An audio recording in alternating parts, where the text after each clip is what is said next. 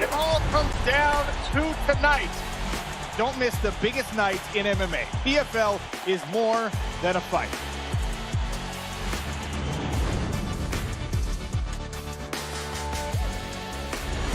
Catching up on any NFL game is easier than ever before. Looking to the end zone for the win! Oh my gosh, one of the great games you'll ever see.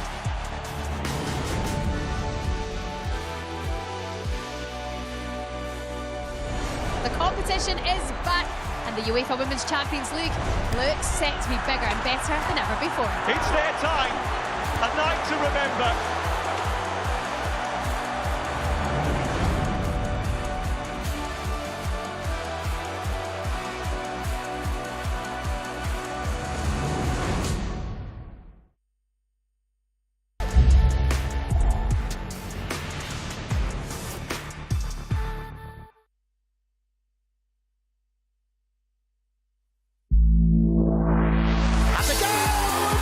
Majestically. Oh my words! Fabulous. Oh, what a strike that is. Simply spectacular. Oh, it's an absolute beauty, isn't it? The best goal of the night. It all starts here. Welcome to Multi-Match Live. With only 3 match days remaining, it's crunch time at both ends of the table. It could be a season-defining day, and we'll bring you all the goals, action and drama right here on the home of the National League, DAZN. We start at the VBS Community Stadium. Can Barnet clinch the championship? They need a win against Sutton and for York to lose, and the title will be theirs. But the Bees have hit the buffers of late. Will there be more twists and turns yet to come? Our man in the thick of it is Mr. Viper Sports, Fuad Abdulaziz. With only 3 games left to go of the season, Barnet are within touching distance of the title. 3 points here today and a loss for York up north guarantees the Bees National League champions. However, this isn't a side charging towards the finish line. Barnet haven't won in 3, so have they got enough today to win the title? I'll be bringing you all the live updates throughout the game here at the VBS Community Stadium. The Minster men are on a mission, led by goal machine Ollie Pearce. York have closed the gap to 4 points on league leaders Barnet. The LNER Community Stadium is a sellout today for their clash against fellow promotion rivals Oldham. Will the home fans start to believe miracles can happen? The top of the National League is simply fascinating. The playoff picture is beginning to get clearer after every round, but teams will be desperate to finish as high up the table as possible to make their dreams of reaching Wembley a reality. Who can claim the top prize, the league title, and reach the Football League at the first time of asking? Well, the fight for survival is on a knife edge. Maidenhead travel to Wealdstone in what is one of the biggest 6-pointers of the season. Maidenhead will be relegated if they lose today, but a win will drag their opponents into the bottom 4. The tension will be unbearable at Grosvenor Vale this afternoon. The wrong end of the National League table is so tight. Ebbsfleet and AFC Fylde are already relegated, but the final 2 spots could be anyone's. Wealdstone, Dagenham, Maidenhead are all scrapping for survival. What a day we have in store. It's going to be an incredible afternoon of football, and it's happening here on Multi-Match Live and the home of National League, DAZN. Firstly, let's say a very warm welcome to the Multi-Match studio. And as you can see, we've got a hat-trick of guests here for this Easter Monday of National League football. We've got Sam Collier, my partner in football, Erin McLean, and of course, Chris Hargreaves. Are you guys going to be okay with the Woking connections and Aldershot after today's result? Well, I can't complain. I'll be all right. Erin, let's start with the underdogs for the day. I feel bad saying they're underdogs, but York City, who have come from nowhere, 11-point gap, now 4 as we go into today's game. With Ollie Pearce up front, anything is possible today, isn't it? Yeah, well, listen, they've put themselves in a fantastic position. You know, I think a few weeks ago, nobody would have envisaged that they'd be, you know, still in with a shout of winning the title and getting automatic promotion. But what they've done is they've put a fabulous run together. You know, they've now got a level of consistency. This is their most consistent time of the season. You know, 5 games in a row winning, and now they're in with a real chance, dependent on how Barnet go. Chris, what do you think about today's game for Barnet? Do you see them falling at the final fence? No, I don't. I think that it's a tough game, don't get me wrong, and Sutton will be doing everything in their powers to make it a tough game. But it's in their hands, and that's how you want it, isn't it, in football? I know they've had a slight blip. It sometimes happens when you're going for a championship and you're trying to get promoted, especially with only 1 up. But this is the great position to be in, isn't it? You'd rather be fighting up there than down at the bottom. And I think that the players still appreciate that it's in their hands. So I'm expecting a real strong performance from them. The manager's still positive. They haven't lost games. It's just been draws and a little bit of a sticky patch. Sam, we just saw pictures of Dean Brennan there. He looks very calm and relaxed. They drew 3-3 last time, and York, who play Oldham today, got the better of them last time out. Which camp do you think are going to be more nervous? I think Barnet. I think, you know, as Chris mentioned, you know, you always do want to be, you know, in the driver's seat. You do want it to be in your hands, but that comes with added pressure. You know, it'll be your mistake that costs you if you are to not follow through and win. So yeah, I think Barnet will be, you know, they'll be feeling the pressure. And I think in the last few games that's shown at times, but that's what it comes with at this stage of the season. You know, you put yourself in such a good position. You know, it's going to come with a bit of pressure. Well, if you do have any questions for our panel, you can get in touch through the Fan Zone or our YouTube live chat. Do fire them over to us, and we'll get them across to the guys here in the studio. Right, down at the other end of the table, it's starting to take shape a little bit now, isn't it? With Dagenham and Redbridge winning on Friday against Ebbsfleet and Wealdstone losing to Boston, it's all to play for today. That game against Maidenhead for Wealdstone is absolutely massive, isn't it, Aaron? Well, it's huge. Listen, Maidenhead know what they need to do. You know, if they don't win, they go down. You know, it's as simple as that. I don't think you couldn't have made it any clearer. You know, for Wealdstone, I think they'll be disappointed that they lost to Boston, but Boston have been in absolutely magnificent form. You know, 8 wins out of their last 10 games. But it's all to play for. You know, Dagenham have got a tough game against Braintree today. And listen, I think as the day goes on, you're going to see a lot of shifting and shaping, you know, in a little bit more direction as to who's gonna survive. Sam, you're a massive Woking fan.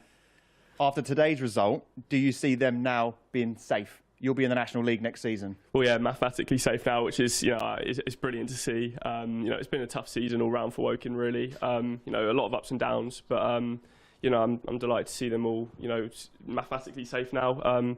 Hopefully next season they can start kicking on and, you know, hopefully working their way up the table. Apparently, YouTube Sam's getting a lot of love already. So we've been doing this a few times, and you've got up the collier. Me and Aaron have been doing this a little while now, and we've got absolutely nothing. Unbelievable. Nothing. Thanks, Reece. Cheers for that. Boston, we've got to have a word about Boston United before we go to this break. Yeah. What an incredible job Graham Coughlin's done. Unbelievable. Miracles do happen. I thought he'd do well. I worked with him at Bristol Rovers. He was a manager, I was his assistant, and he was organised, disciplined. The players knew what he wanted, and he's done exactly the same there. I didn't expect them to win 8 out of 10, but what a story, what an achievement, and the club's in a good place to crack on next season. Yeah, it's going to be a great afternoon of football in the National League. When we come back, it will all unfold. The drama, the action, the goals. Don't go anywhere. We'll see you in a couple of minutes.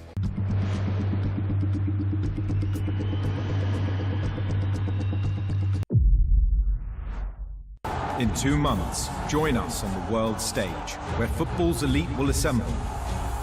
63 unmissable matches to decide one world champion. FIFA Club World Cup. Watch every game free on DAZN. Discover the sport you didn't know you needed. Not just the bright lights and big leagues. This is backroads and bases. Grit and guts. Full throttle action. We're talking touchdowns and track and field, powerboats with A-listers, gravity-defying skaters, high-flying volleyball, home run hitters, and pillow fighting, because why not? Unmissable. It's all here. Discover more on DAZN. Live on DAZN Worldwide, April 26th. Eubank Jr. versus Ben. Over 30 years of rivalry and hatred. I do hate him. 2 warriors, 2 wars. But the feud was left unfinished. Then, a bloodline born. Legacy, respect. The next generation. My dad's my hero. A new destroyer. Rivalry in their veins. Hatred in their blood. This is going to be a bloodbath. For family. This is personal. I can't lose to this, man. History. Eubank, Nigel, Ben. This is a war. Legacy. This is the final chapter. Eubank Jr. versus Ben. Live on DAZN Worldwide. April 26th. Buy now at DAZN.com/boxing. It's time to be part of something bigger. A global celebration. This is you and me. It's us and them. The anticipation is real. History is in the making. So find your fandom and claim your seat. It's time for the FIFA Club World Cup.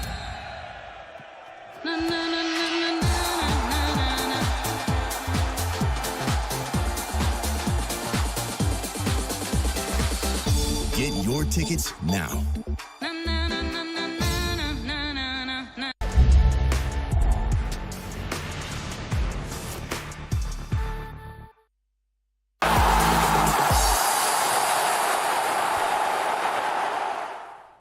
Welcome back to Multi-Match Live as we await for the teams to come out for the first half and what is going to be an incredible afternoon of football in the National League. Erin, if you're new to the league, this is the type of day that can convert you into a lifelong fan, can't it? We've got Barnet and York. And Chris was saying it in the ad break, there's going to be a huge gate there. It's an absolute sellout. What would be your advice to people watching the National League for the first time? What can they expect this afternoon? Well, you can expect lots of chopping and changing, but you can expect some brilliant football. You know, I think that what a lot of people don't quite understand is the standard of football in the National League is outstanding. You know, don't get me wrong, everyone loves watching the Premier League, and you know, it is the greatest league in the world, but as you go down the footballing pyramid, you know, the level of competitiveness, the level of quality, you know, is outstanding, and none more so than in the National League. Sam, you've got a huge following on YouTube that are watching us today, but you've been a fan of the National League and the lower levels since, I heard you say it earlier, 6 years old. What is it about this level of football that you love? Well, it's just a sense of community that comes with it as well. Not to mention, as Aaron said, you know, it's a fairly high standard of football in terms of what people may expect when you hear, you know, the generic saying of non-league. But yeah, you know, it's what I've grown up with. You know, I started watching Woker when I was, you know, 5 years old. I remember, you know, from when I was 6. But you know, the connection you gain to the club, and you know, almost the family type feel around it all. You know, it's something you can't feel at, you know, a high level of football at bigger clubs for me. Chris, we said it earlier on, York, they've got a lovely stadium, they're going to have a sellout there. Southend United always get good home gates. We're seeing a real increase in support in the National League now, aren't we? Yeah, we are. I mean, we'll not get on to the discussion of prices and how much it costs to watch football, but let's just say, as the boys have rightly said, the standard's really good, the excitement's there, and because of the playoff format, clubs can be still involved with a chance of promotion and the despair of relegation, obviously, as well. But the league has been so tight, and north and south in the last few seasons, that there's still something to play for now. What we're on, game 43. It's unbelievable that this is one of the most important days and it's not already done.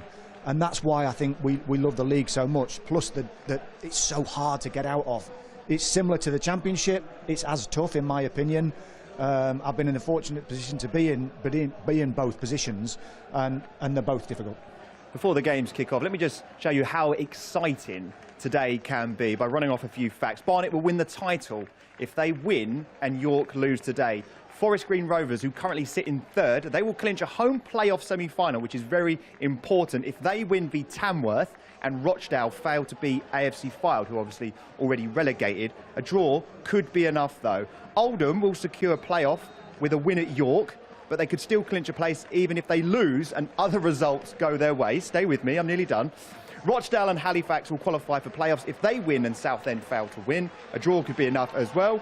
And Chris, come on, eh? You said it's going to be over by the time I finish this. I'm just showing you how exciting this Easter Monday on the DAZN in the National League is. And finally, Gateshead, who had a terrible run of form but picked up a few games, will qualify for playoffs if they win, and Southend, Altrincham and Tamworth all fail to win.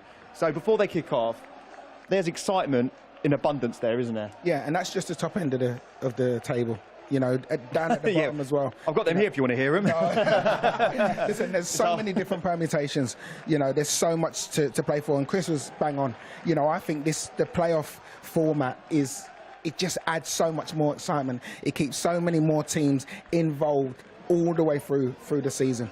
You know, and it's a format that I'd love to see employed in the Football League. I don't know whether or not it ever would be, but, you know, the traditional just 4 playoffs, for me, you know, I think that there's better ways of doing it, and this way is definitely one that adds so much excitement, and it actually rewards the teams, you know, that finish second and third.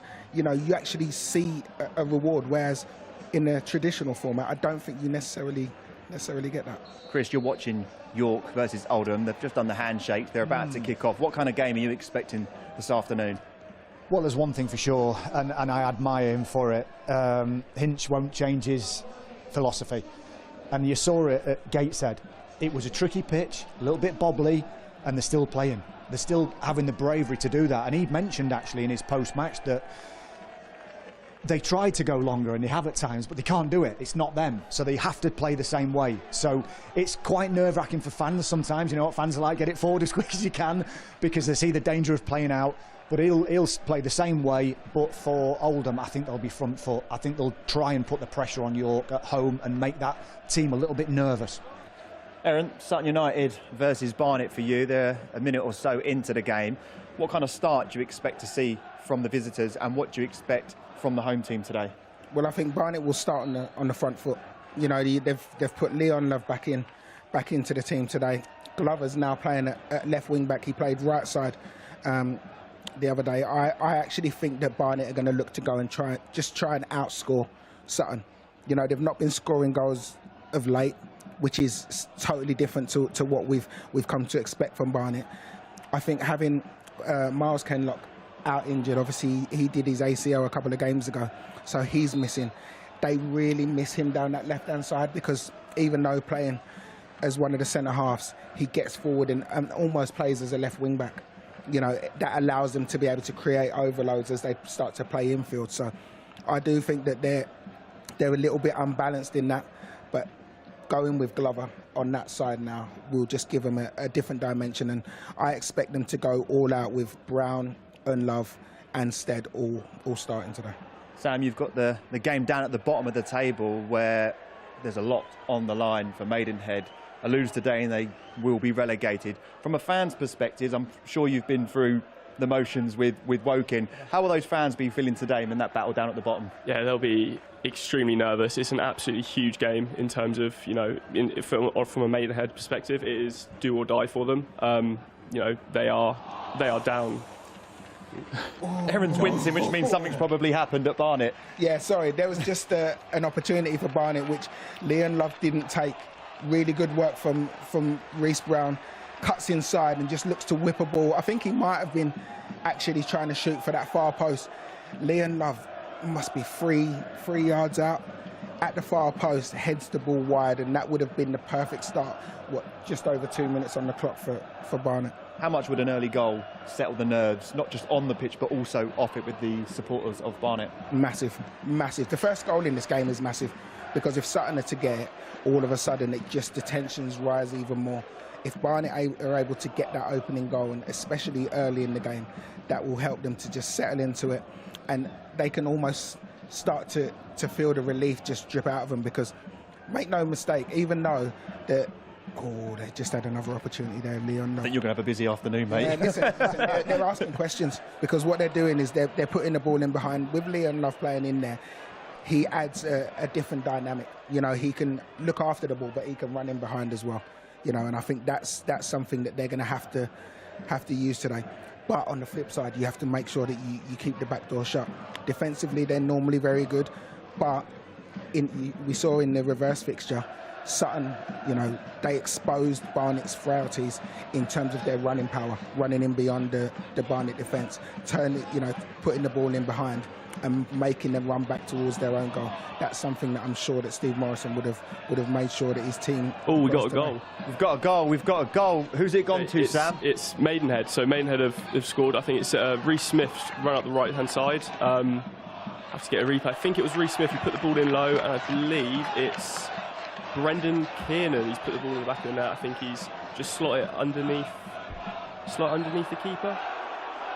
Here comes the replay now. A good ball into Kiernan, and yeah, he's just slot under the keeper at the near post. It's an absolutely massive goal at the bottom of the table, and it is exactly what Maidenhead fans will want going into this stage of the season, or this stage of the match so early on.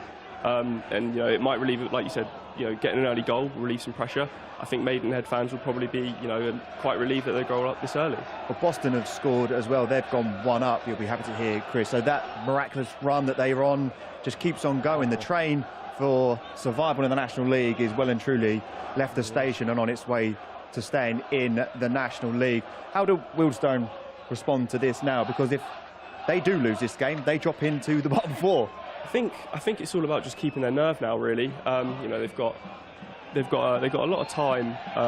They've got a lot of time left in this game to try and you know, pull a goal back or two. You know, a draw will do them good as well if need be. But yeah, no, I think they've just got to keep their cool. You know, they've got the home fans on their side, and I think they've just got to try and, you know, just work.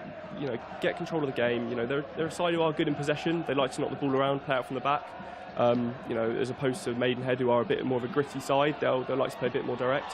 So having that composure to start trying to play out from the back, you know, use those centre-backs' composure to try and get control of the game. I think that's probably the way forward for Wealdstone here.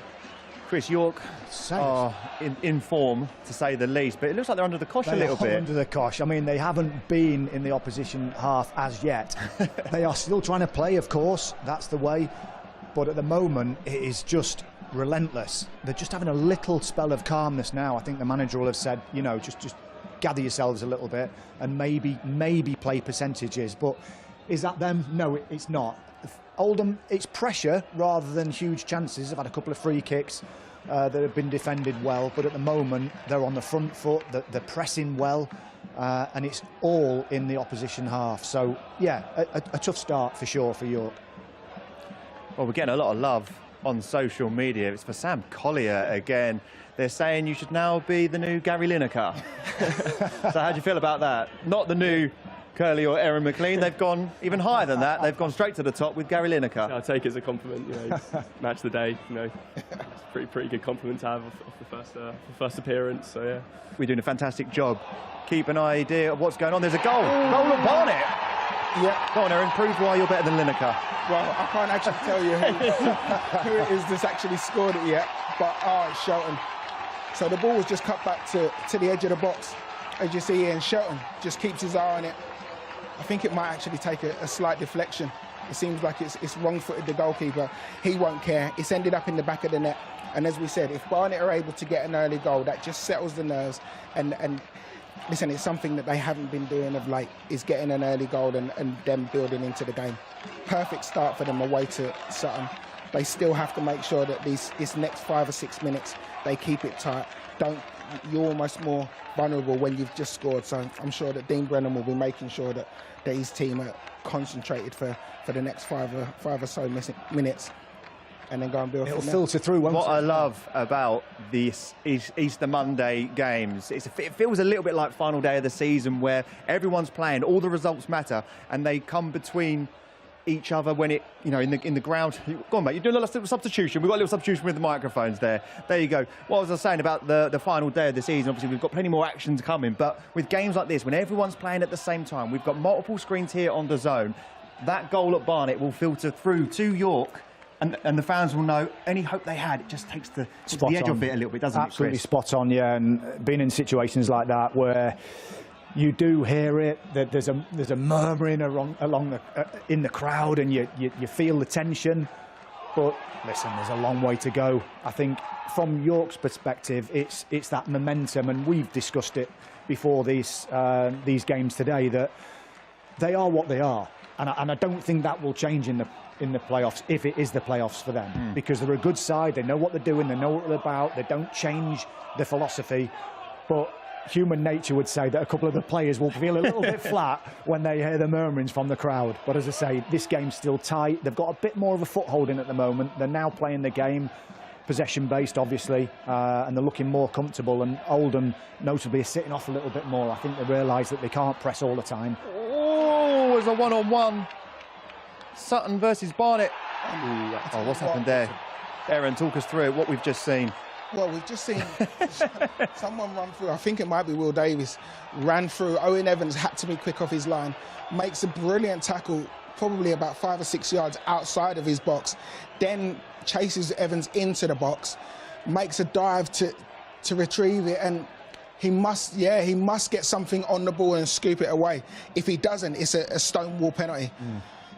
Funny enough, by the reaction of the Sutton players, it seems like he must have got decent enough contact on the ball, because there wasn't a huge appeal for it.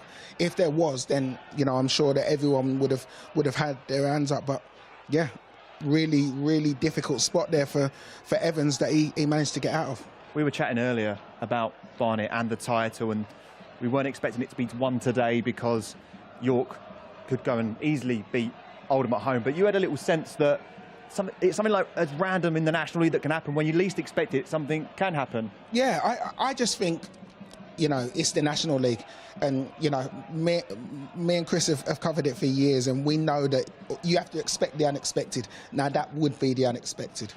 Now there was almost a penalty at Sutton United versus Barnet, and we can now cross over to Fuad, who is there to tell us what the atmosphere is like down at the VBS Community Stadium. Fuad. It is absolutely rocking here at the VBS Stadium. Passion is spilling over. We've had some good chances from both sides, but Mark Shelton found the bottom corner for Barnet, giving him a 1-0 lead. And I can tell you this game is going to get exciting as it goes on. Back to you in the studio.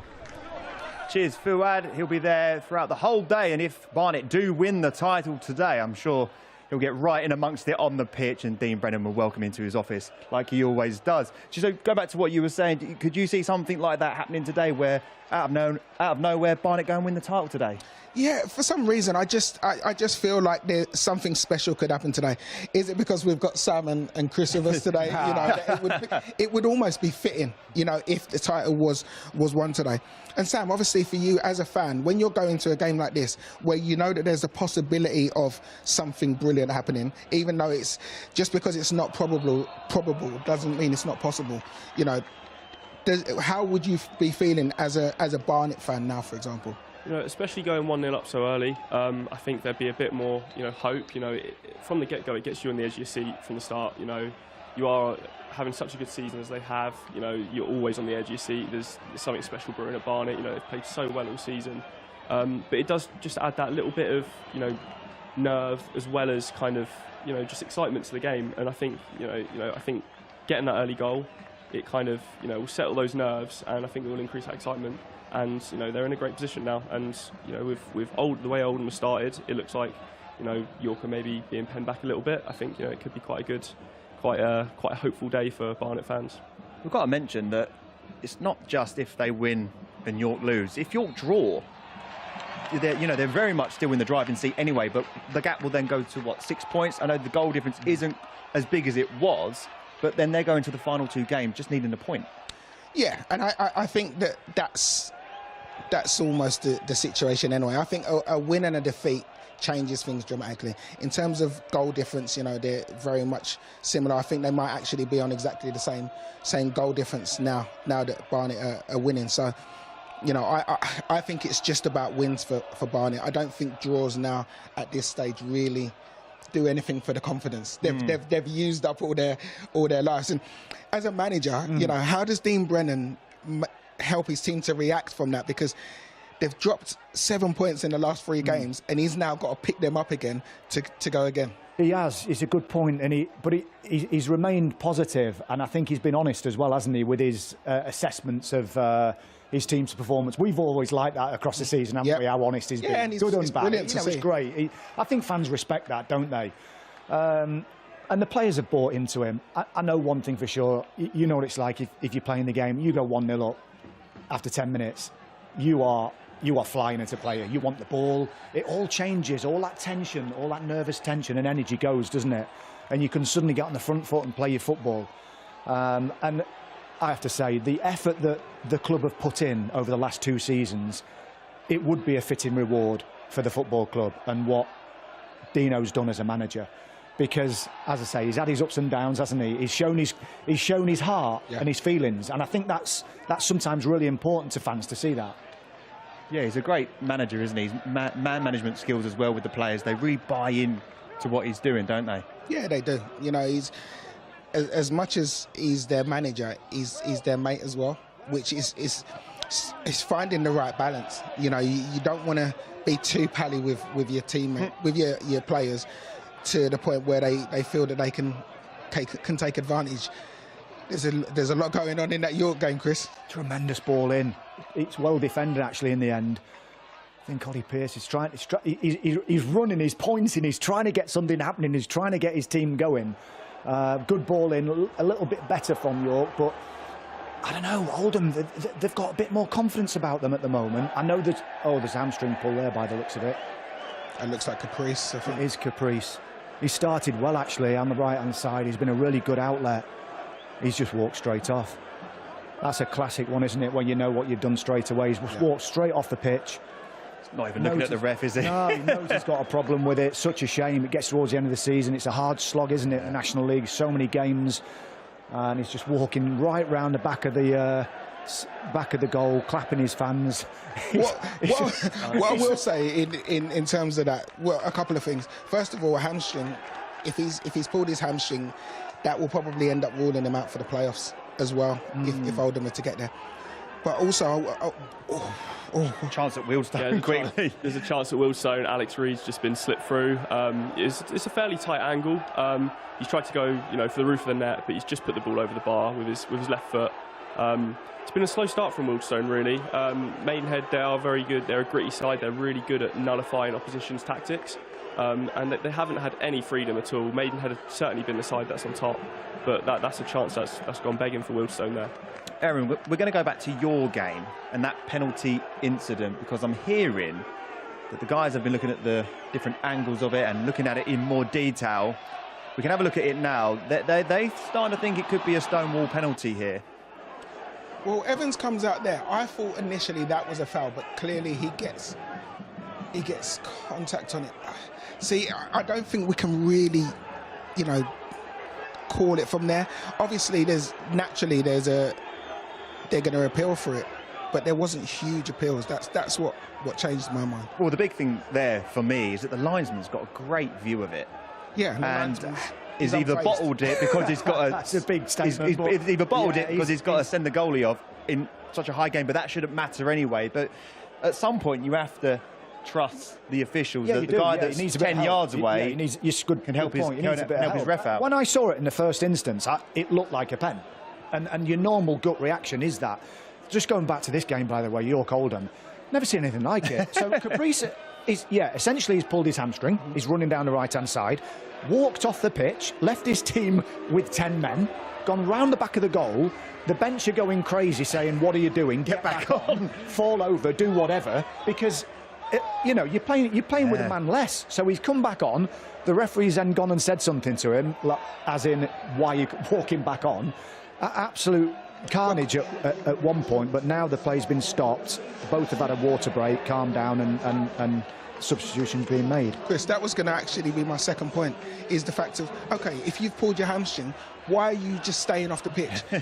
Purely having played the game, you know that, okay, well, let me stay on the pitch, sit down, and allow my team to be able to, get the substitute ready, so that we can bring someone on, and we're not down to 10 men. It is mind-boggling. I mean, we know we've all played, haven't we? I think you've got to have your toes coming off, or there's a big problem. A broken leg, you might hobble off. But, it's on the hamstring, you're staying on and you're limping. But anyway, it's done now. So back to square one, and it's still a tight game. I can imagine Mickey Mellons. Fuming. Absolutely fume-boat.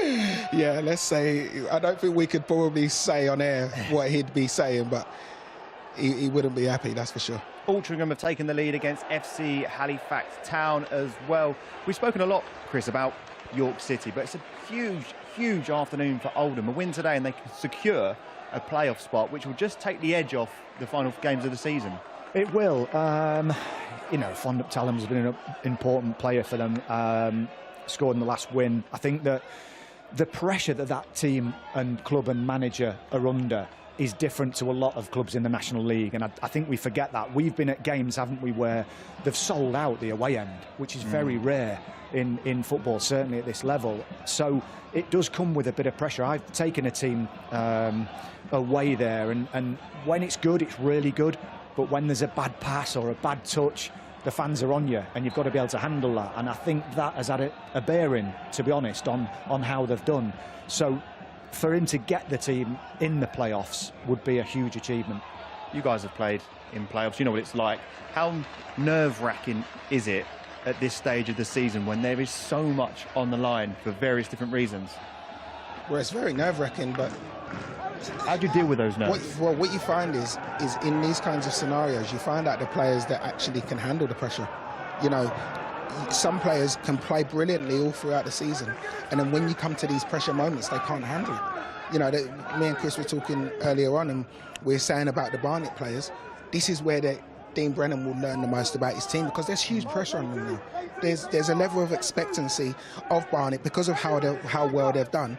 There's a level of pressure on these players, and if they're able to rise to it and come through it, then you learn about your players. If they can't, and they end up dropping into the playoffs, not all of those players might be able to handle that kind of pressure. So, you know, there's a huge chance here at Maidenhead.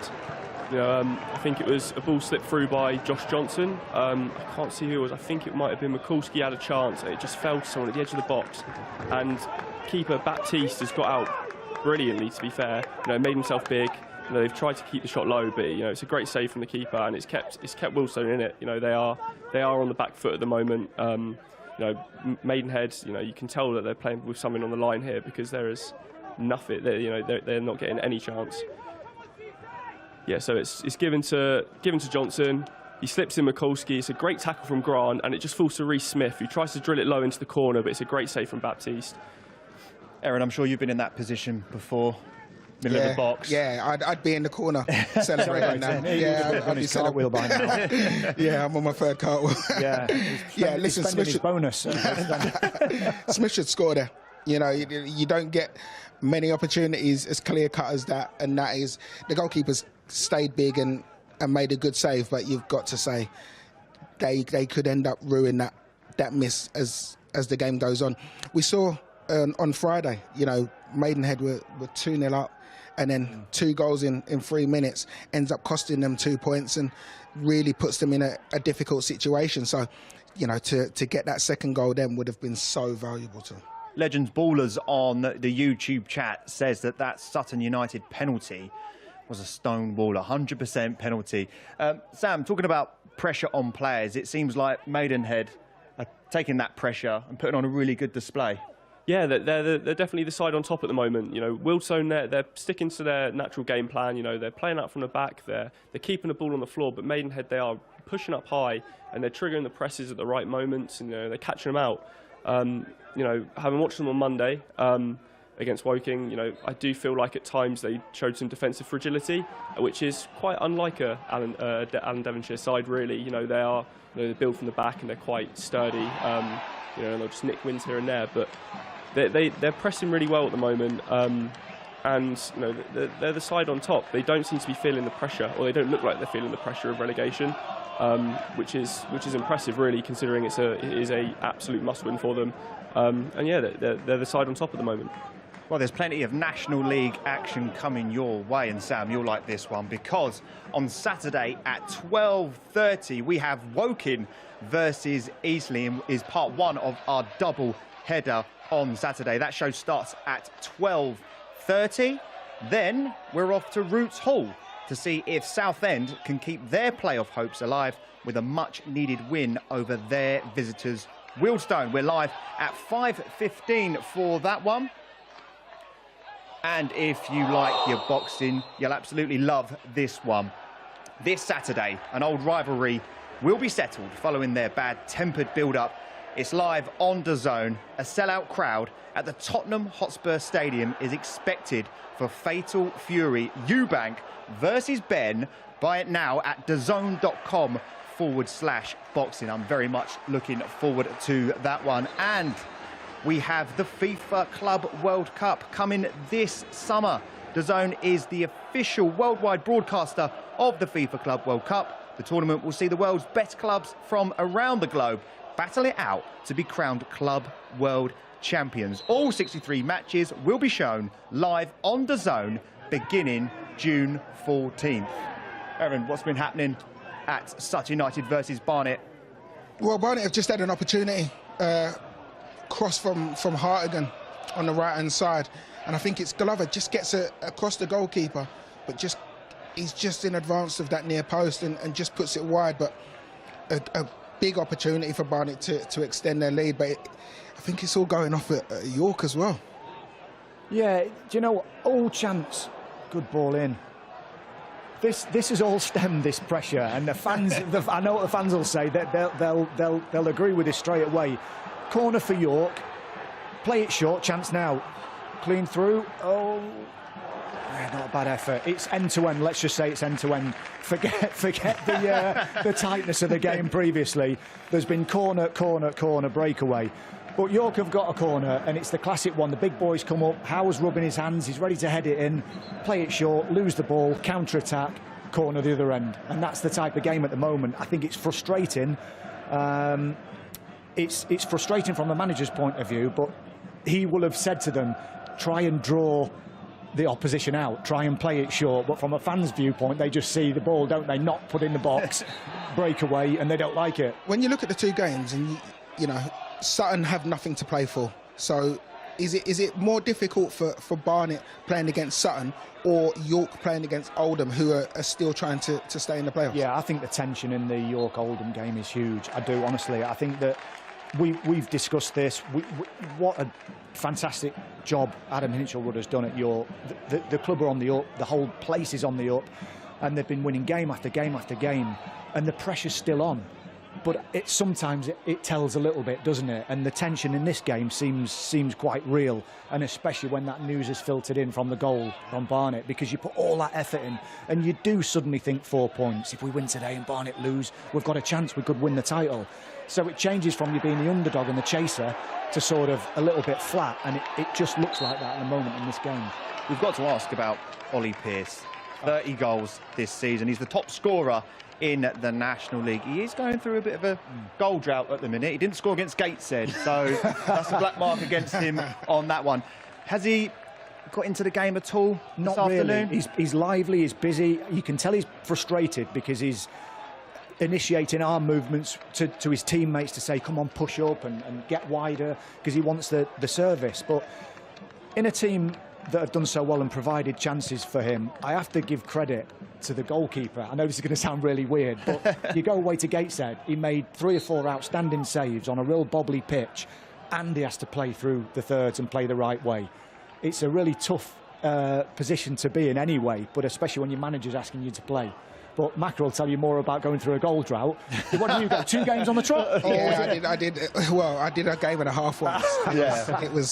It was difficult. Just in terms of teams that you've seen this season, who would you say was the best team that you've come up against?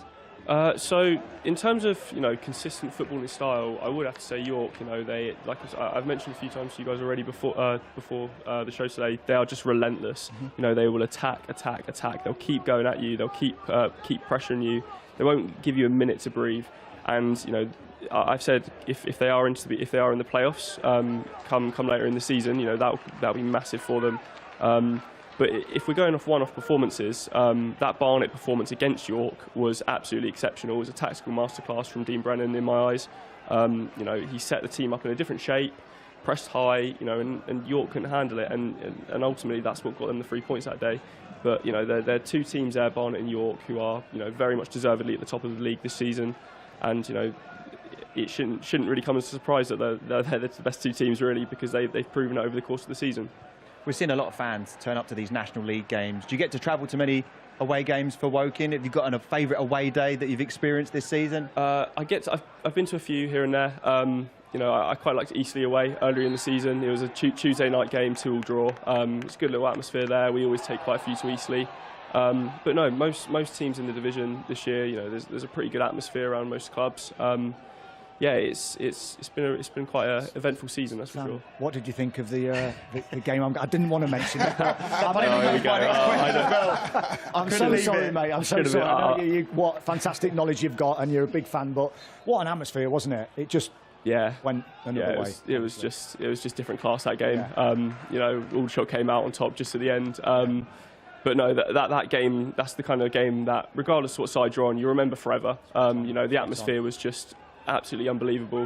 You know, both sets of fans came, and you know, they sung their heart out from minute one. They made the atmosphere daunting for both sides, really. And you could tell with the way the game played out. You know, it was quite a you know, tense game, gritty. And yeah, you know, it's, like I said, it's one I'll remember forever, that's for sure. Absolutely. Well, I bet the atmosphere in the Barnet away end is absolutely rocking. We can now cross over to Fuad, who is on the ground there for us. Fuad. Well, I heard you guys questioning the tension, and I can tell you, being pitchside here, we've got the best seat in the house. It is rocking. The managers have been going back and forth with the fourth official, seeing Steve Morrison also book. There's been penalty shouts, and the action is just unbelievable here at the VBS Community Stadium. No goals, still 1-0 Barnet. We'll bring you more as it goes on. Cheers, Fuad. It's not like there to be sort of any managerial issues in the technical area with Dean Brennan and Steve Morrison there, who obviously himself had a fantastic career.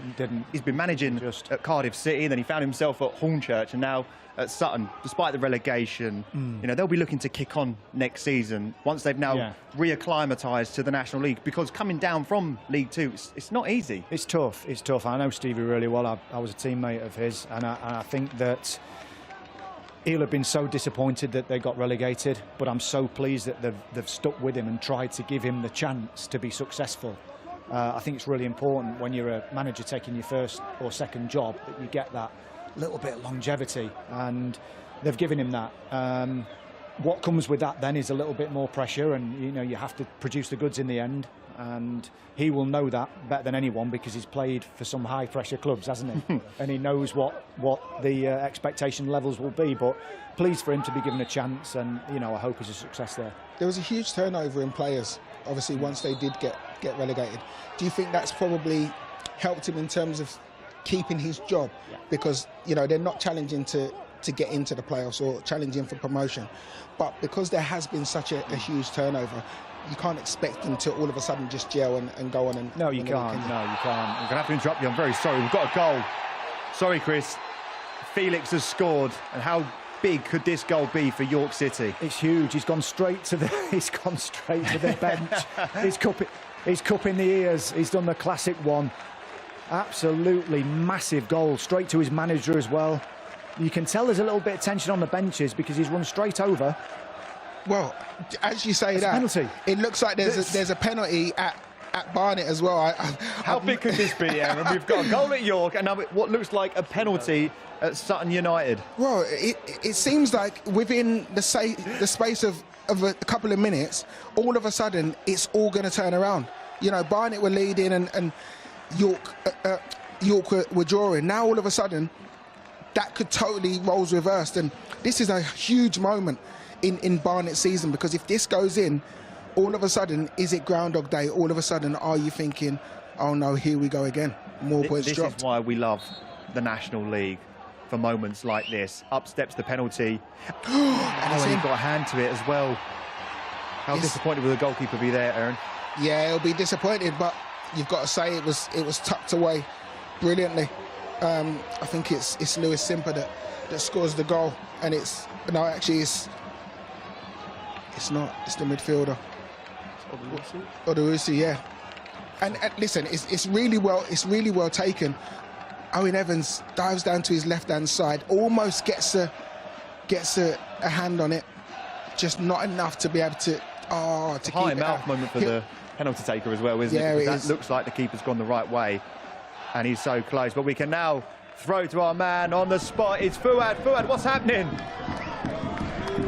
It just keeps getting more and more exciting. I told you Sutton were not going to make this easy for Barnet. The ball was cut back and the ball was put into the box. Handball by the Barnet player, and Odelusi put the ball into the right corner. The keeper did get a hand on it, so he just got away with it. It's 1-1 here at the VBS Community Stadium. Back to you, Curly. I feel like that's not the last time we're going to hear from Fuad at Sutton United versus Barnet. How much can a goal like that now change it for the players on the pitch as well, and for those supporters who I said were having a great away day afternoon out at Sutton? It all changes very quickly, doesn't it? The tension changes, and you can feel it. We can feel it, can't we? But going back to that York goal, the defence of Oldham was just so flat and square and high, dangerous. Giving themselves no cover.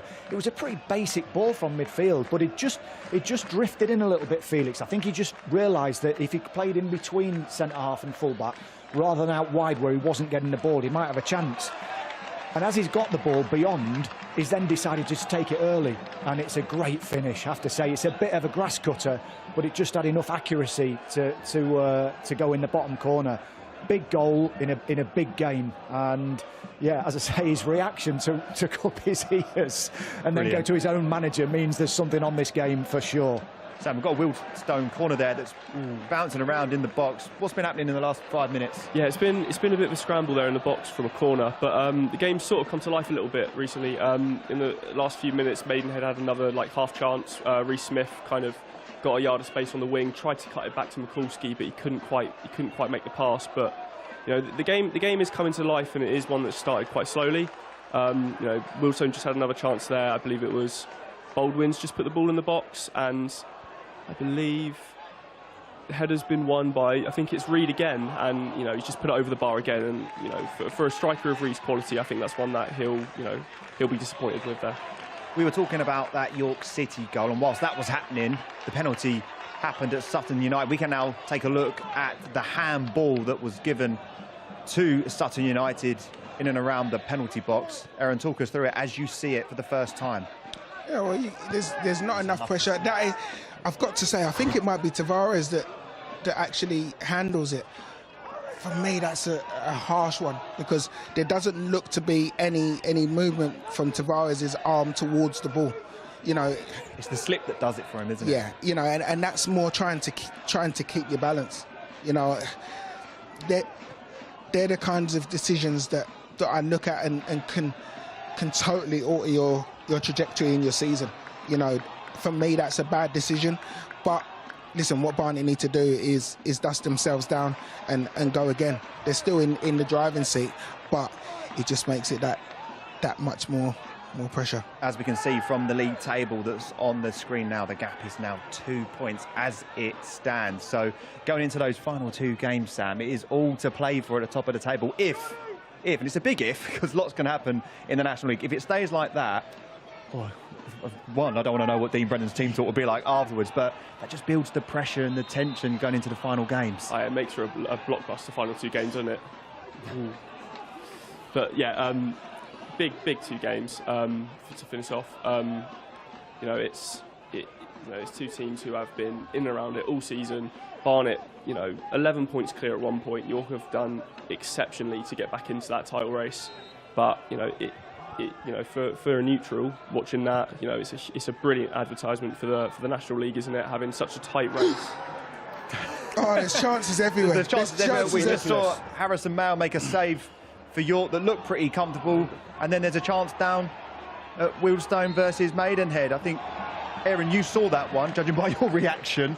Yeah, well, the one at Maidenhead, we'll have to see it again, but again, it's here it is, delivery into the box, and just as it drops, you're thinking this is going to end up brilliant save from the goalkeeper, and manages to keep that out. But there was a huge chance in your game as well, wasn't there, Chris? Oh, Harrison Mayo, I mean, he's had such a good season. I think in the end he got his angles correct and made a comfortable save, but it's still very open.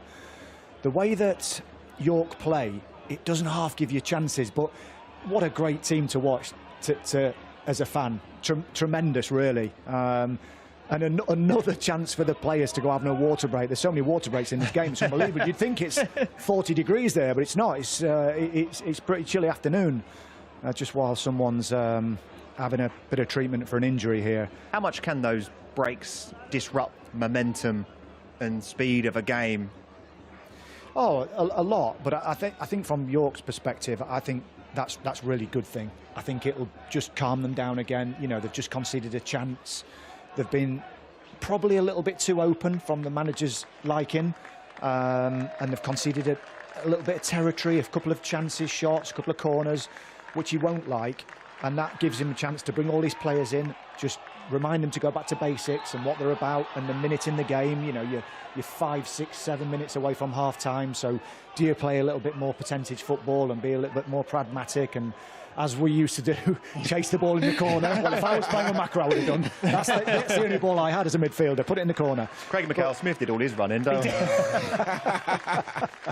Nice mention for Craig there, but yeah, the tension in this game is what we love about football. I think Oldham have given a good account of themselves, but from York's perspective, to get in at half-time would be huge. It's a goal. It's a goal at Wealdstone. Goal, Sam, yeah. what's happened? Wealdstone have responded. It's now 1-1. It's a bit of afters there, but no, I believe it's. I can't tell who that is, but you know, it's a good goal. It's a bit of pinball in the box again. You know, it's just a looping ball chucked in. Maidenhead, again, unlike them in previous years, failed to clear their lines, and it just falls in the box, and the keeper gets a leg on it, but you just can't keep it out. You know, it's a scrappy goal, and I think it summarises the game up quite well, really, because it's been a scrappy match, but you know, it's 1-1 now, and Maidenhead need to respond, or they're down.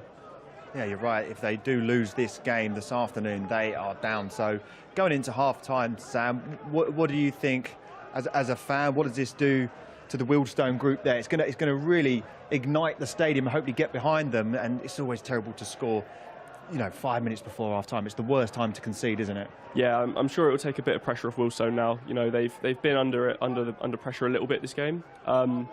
So it's kind of, you know, it will kind of ease the pressure. You know, Maidenhead, they've been promising, but it will be absolutely gutting. And you know, now they need to try and, you know, reshape. You know, they do look a bit out of place at the moment, a bit out of sorts. You know, it's kind of come from nothing, the goal, really. You know, they've not really threatened that much. But Maidenhead just need to take their chances. You know, Reece Smith had a big chance earlier in the game, and that looks a big miss now when you look back at the score coming into half-time. But you know, there's still all to play for in this game, and a long time to go. Yeah, keep your questions coming in through the Fan Zone or YouTube live chat. We have got one from Grant, and I'll let you guys answer this one. With their current squads, Barnet and York, which one would finish higher in League Two? Good question. Thank you, Grant. Really, yeah, good question. Good question. And that's why I'll pass it to Macca. No, I think that the way York are set up with their style of play, I think it can be more difficult to then go and produce that in League Two. It can be. But I think just the momentum that football club have at the moment, it puts them in such a good place, I would have thought, if they go into League Two. Because I just think they've got such a forward momentum. Regardless, listen, you know, if they go up or not automatically, we don't know. But I just think it's a club on the up. And usually when a club's good off it, it's good on it. Do you echo that, Aaron? Yeah, I do. You know, I think if you look at the teams that have gone up over the years who play a, you know, possession-based football, you look at the likes of Notts County, I think that they went into League Two and were still able to replicate that same level of football. I do think that York, in Ollie Pearce, obviously have an outstanding goal scorer who would be able to go and score goals at League Two level as well. So I think that their model is definitely a model that you can, you know, almost pick up, put it into League Two, and I don't think results-wise it would be too dissimilar. Maybe defensively they'd have to tighten up slightly, but I've got to say I think that they would probably be more suited just because of their style of play. Well, Grant is loving Multi-Match Live so much. He's already got a second question that's come in. How big of a gap do you think there is between League Two and the National League?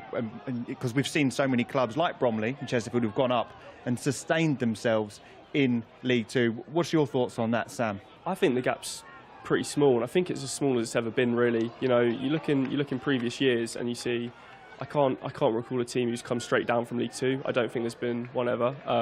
You see teams come down from League Two into the National League more often than not, and you know, they'll fight down the bottom of the league. You know, I think it purely comes down to the 2 up, 2 down at times. You know, there's a scramble in the Wealdstone game.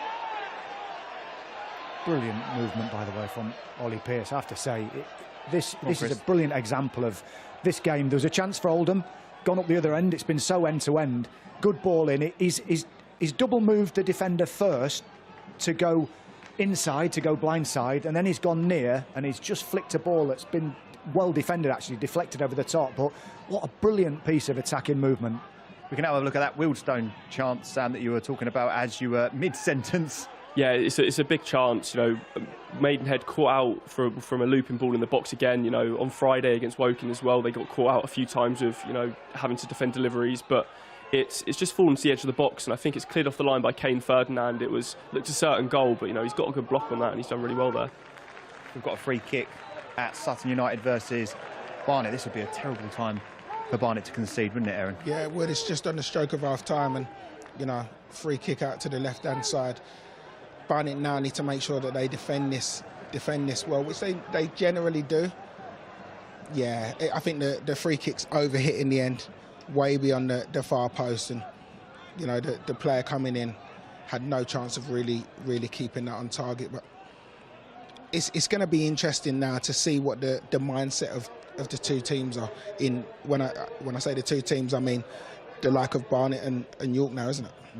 We've got another. Sorry to interrupt. We've got another question from Matthew Watson, who said Boston's miracle, you know, survival, what it looks like it's going to be this season, might be getting carried away a little bit. But under Graham Coughlin, can you see Boston having a potential playoff push next season under the current manager?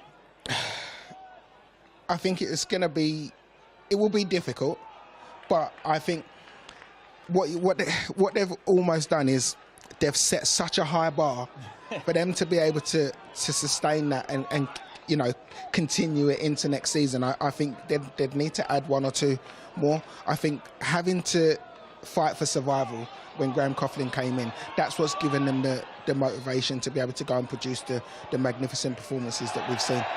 But I think to automatically think because they've finished this season well, they're just going to go and fire themselves into the playoffs. No, I think you have to.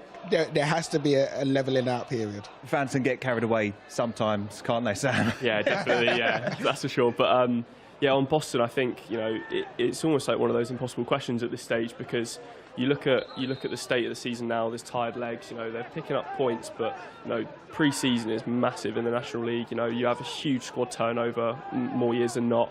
So it's almost difficult to say. You know, Coughlin's a very organised manager, and he gets his team in shape well, and he has a good structured side. But you know, it is extremely difficult to judge that. I mean, you look at Maidenhead, Ebbsfleet last year and Fylde last year. You know, they went on maybe not to the same stature, but you know, they went on some good runs last year, and you know, they haven't been able to replicate it this season. Well, Lee on YouTube says he's put a couple of quid on it. I didn't know you could get odds like that so early on in the season, bearing in mind we're still in this season, but there you go. Fans do say some funny things at times. As we get into the half-time stages now, Chris, is it looking like York will go in at half-time 1 up? Yeah, it is. I think, you know, Howe's been outstanding at the back, I have to say, for York. He's just been a man mountain.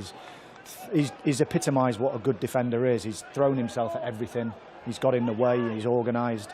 He's been brilliant. But by no means is this game over, because Oldham on the break, they're at it. They really are. It goes back to that sort of following as well. When you've got a fair few hundred fans following you, shouting at you to produce and to run, they're doing it today. And had they have been a little bit more clinical in front of goal, I think they'd have scored. But they're still putting pressure on. Currently a corner now to Oldham. As you mentioned there, when you've got the crowd behind you and playing, something happened, Sam. What's going on? Yeah, it's another chance for Wealdstone. It's actually still in play. Again, another ball into the box, but and it's back in the box again. Another chance. Oh, it's absolutely pinball at the moment. Yes, say Maidenhead, they just can't clear their lines. Every single time a ball's put in the box, they look under pressure. They're on the break here as well, actually. So it's absolute end-to-end now, you know, from a slow starting game, it's really picked up, hasn't it? Yeah, say it's you know, the tempo's up now, and you know, it looks like there's a lot more on the line. Yeah, a safe save there from Baptiste, but you know, Wealdstone are really testing Maidenhead now in the back end of this half, and although it does look like now they'll probably go in 1-1 at half time, the tide has certainly turned. Wealdstone are certainly the sides that have gone into half time the better team. It's half time at the VBS Community Stadium, Aaron. We've seen firsthand what Dean Brennan's like behind the scenes. What do you think that team talk will be at half-time? And it feels like it could be his biggest team talk of the season. Yeah, well, it could be, you know, but I think he'll be just trying to take the pressure off of the boys. I think he'll be saying, look, it's still in our hands. Where, you know, it's 1-1, and now we just need to go out there and continue to keep doing what we've been doing. You know, listen, I think that they're the team that's been asking the majority of the questions. They're the team that's, you know, very, very much been dominating the ball, creating opportunities, but they just need to put the ball in the back of the net. Well, it's still all to play for today on Easter Monday in the National League. When we come back, we'll have all the half-time analysis for you. We'll see you in a couple of minutes.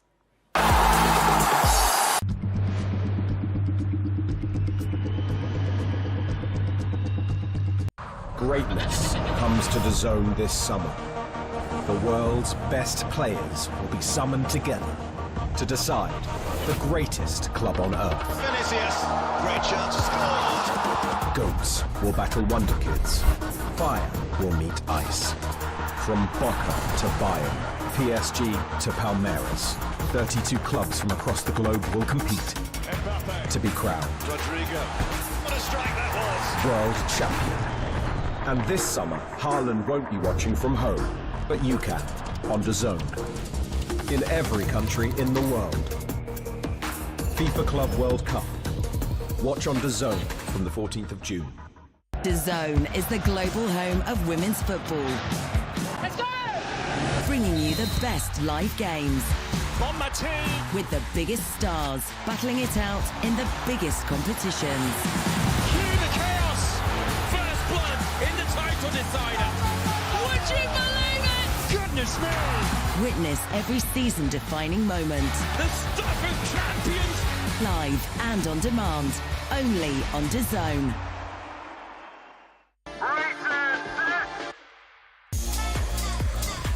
What a race we've got building here. Oh, huge crash there. Going to be a super tight one, they're battling. Bit of a wobble. Oh, no. Oh, he's closing. He's closing. Oh, contact. Oh, no. Another great race. Wow. Coming up the left side. Takes the win. What a race.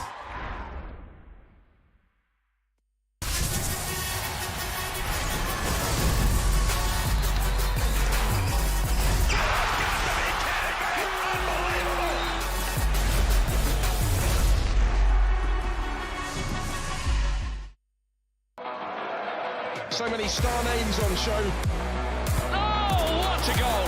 John Duran has arrived!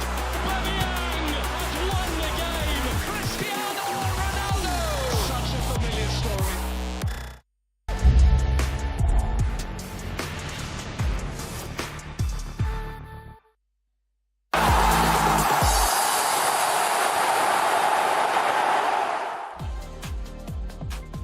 OK, next Sunday, DAZN is bringing you a double header of drama from the UEFA Women's Champions League. Chelsea welcome the current holders Barcelona to the bridge to see if they can make the final in Lisbon. We're on air at 1:30 p.m. Then we cross the channel to France for the second leg of the UEFA Women's Champions League semi-final between 8-time winners Lyon and Arsenal. Can the Gunners overcome the odds and make it to the final? All of these teams will be hoping to play in Lisbon's Estadio José Alvalde, the setting for this season's UEFA Women's Champions League final on May 24th. Available on DAZN, the global home of women's football.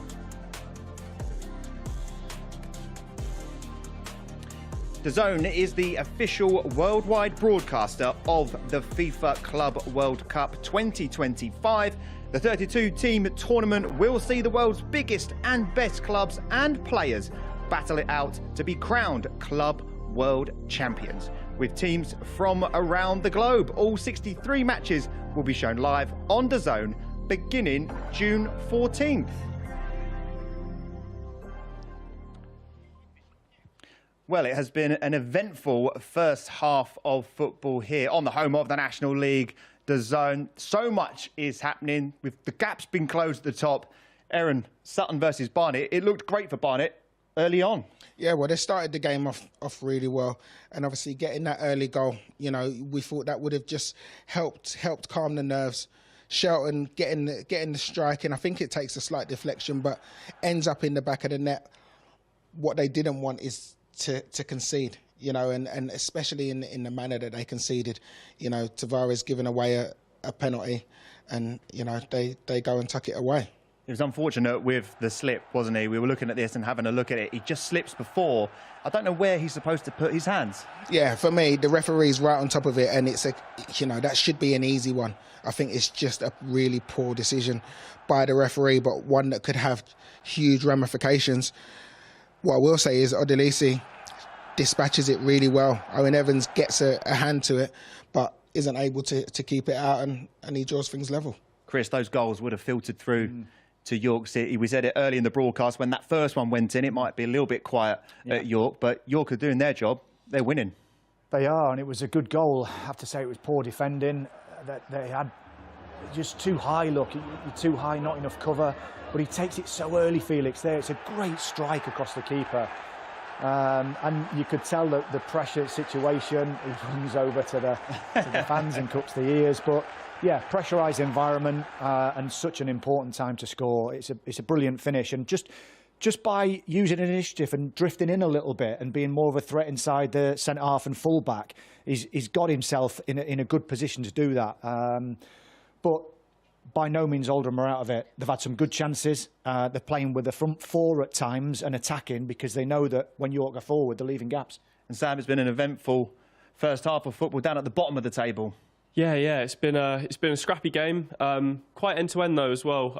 You know, Maidenhead started out on top. You know, there was they created a fair few chances. It was a good goal from Brendan Kiernan. You know, he just slotted it under the keeper really nicely as well. You know, he's had that composure. That's now 2-2 for him as well. But then Wealdstone kind of came into their own a little bit. You know, the pressure kind of seemed to ease a little bit, and they kind of put their foot on the ball and started playing their style of football a bit better. You know, and Alex Reed's had a few chances. He's put over the bar, which is, you know, pretty unlike him. But, you know, Callum Cisse equalised for them, which is, you know, it's a huge goal for them. And really, they could be ahead going into the break with the way that the tide turned. And our guy at VBS Community Stadium, Viper Sports, Fuad, is going to talk to us now. Fuad, what's happening? Well, the only negative thing I could say to here today is that it's absolutely raining right now, so we're getting soaked. Other than that, this game has been unbelievable. Barnet opened the scoring with Shelton, and then a penalty for Sutton United. Odilisi putting it into the bottom corner. This game's going to carry on with this level of intensity. The managers, however, that's where the real action is as well. The fourth official, he's getting it in both ears, and it's going to continue. Still 1-1 here, and it's a fun one. Okay, whilst Fuad finds himself a brolly, we'll be back after this short break with all the action from today's games in the National League. The second half is coming next.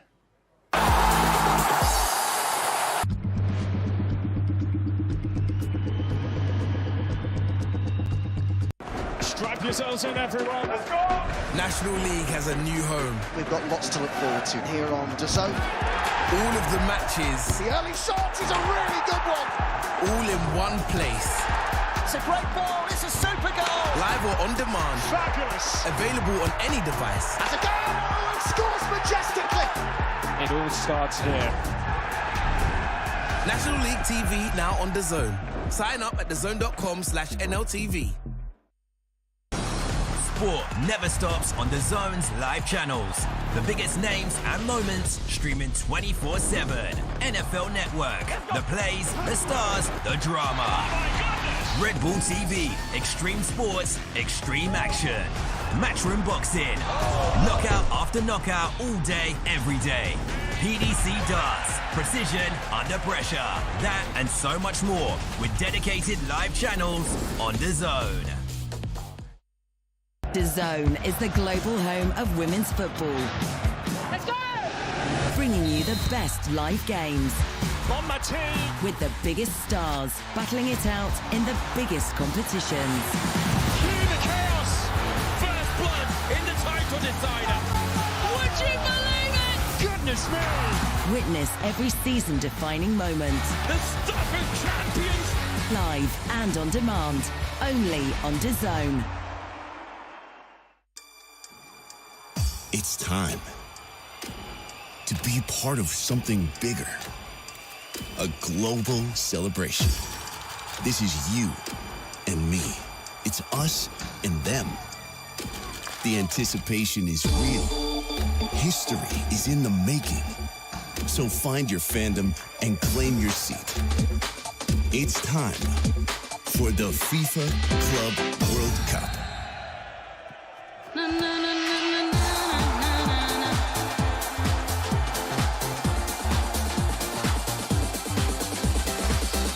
Get your tickets now.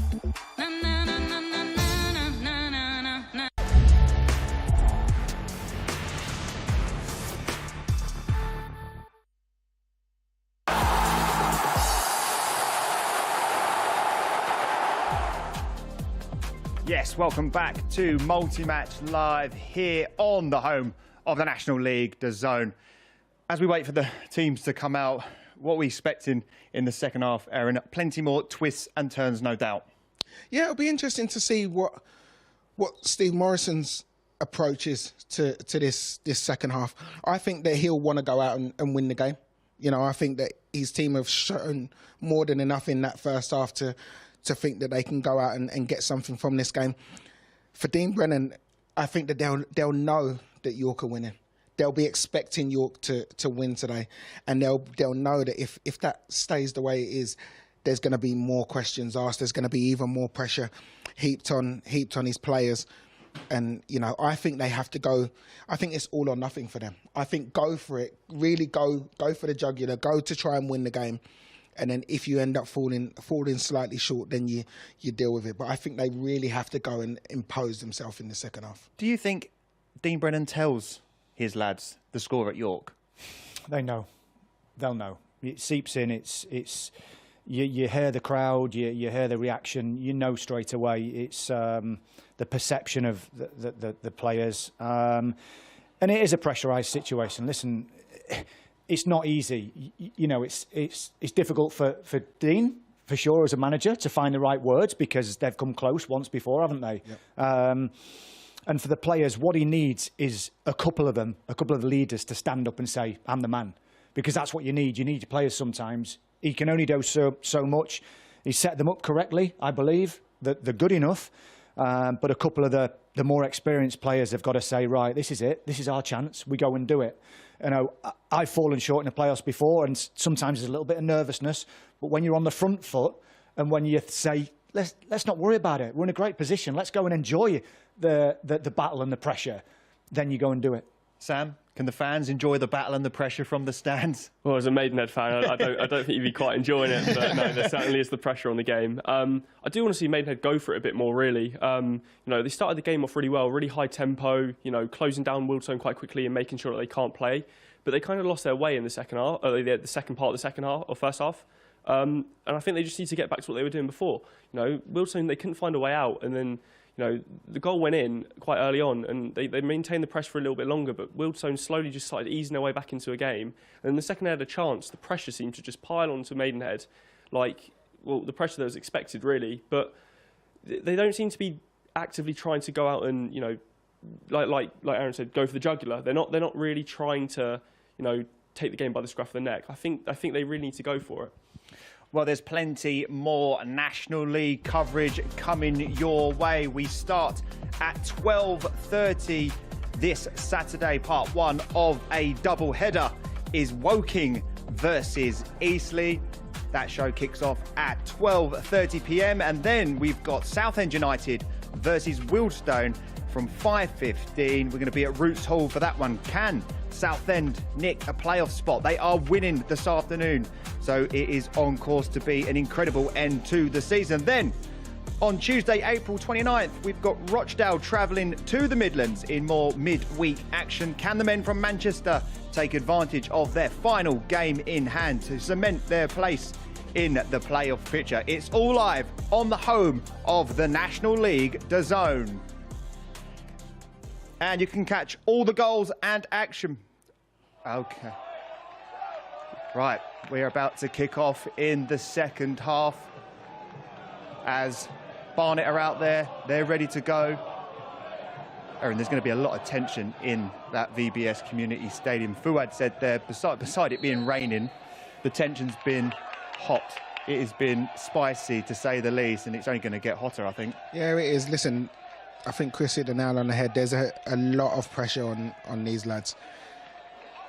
In the press, everyone will say all the right things and say, you know, just taking it one game at a time. You know, we're focused on what we're doing.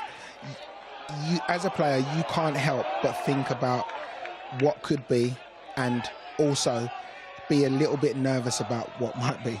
You know, it could go one of two ways. If Barnet falls short this season, they go into the playoffs with, you know, their confidence on the floor because it was in their hands a few weeks ago. And I think if they end up getting to the end of today and the gap is close to 2 points or even 1 point, you've got to say it's advantage York, because when you're chasing and you can smell blood, which, you know, for a couple of weeks now, York have been in that scenario where they've been able to smell the blood, and, you know, they've continuously just dug at that wound. Today will be a huge blow for Barnet if they're not able to take maximum points. I think as well it's worth highlighting York, who have been on this incredible run. You know, Barnet may not have predicted that they were going to go and win 6 in a row if today stays the same. Well, no, precisely. By the way, I just have to mention, it's like coming out to Wembley there with York at the moment. We can see the vision of the corporate section of York, and everyone's still having the prawn sandwiches. Come on, get out and support your team. Prawn sandwiches out there. Get out and support your team, for goodness sake. It's kicked off. It always amazes me. But anyway, back to the action. Yeah, I think that all York can do is keep winning, can't they? That's all they can do, and add pressure and put pressure on. And being the chaser's a nice thing, isn't it? It's less pressure. You enjoy that. I'm sure all the lads turning up to the ground today couldn't wait to kick off, because nothing's expected really. It would be a miracle, wouldn't it, if they did well? But some of their players have turned up. I mean, Felix producing a moment of excellence. Callum Howe at the back's been like a rock. Hunt's been good. Batty's been good. There's been a whole plethora of players that have produced so far in this game. As a young supporter, Sam, of the National League, it's days like today where fans can get carried away, like especially with the York fans, as Chris was saying there, they weren't expected to be in the title race come the start of April when they were 11 points adrift. If today stays the same, they find themselves 2 points adrift. The fans will be getting very giddy, won't they? Yeah, it'll be definitely reason to be excited, that's for sure. You know, it'll be, you know, no one really expected York to kind of, you know, bridge that 11-point gap when they did, let alone actually bridge it to the point where they could try and win the league now. So I guess it's maybe from one perspective worth looking at it as almost a bit of a bonus, because it did get to the stage in the season in which the playoffs was almost a certainty for them. But you know, they are in a very good position now, especially if it finishes like this, and you know, it will make for a brilliant final 2 days of the season.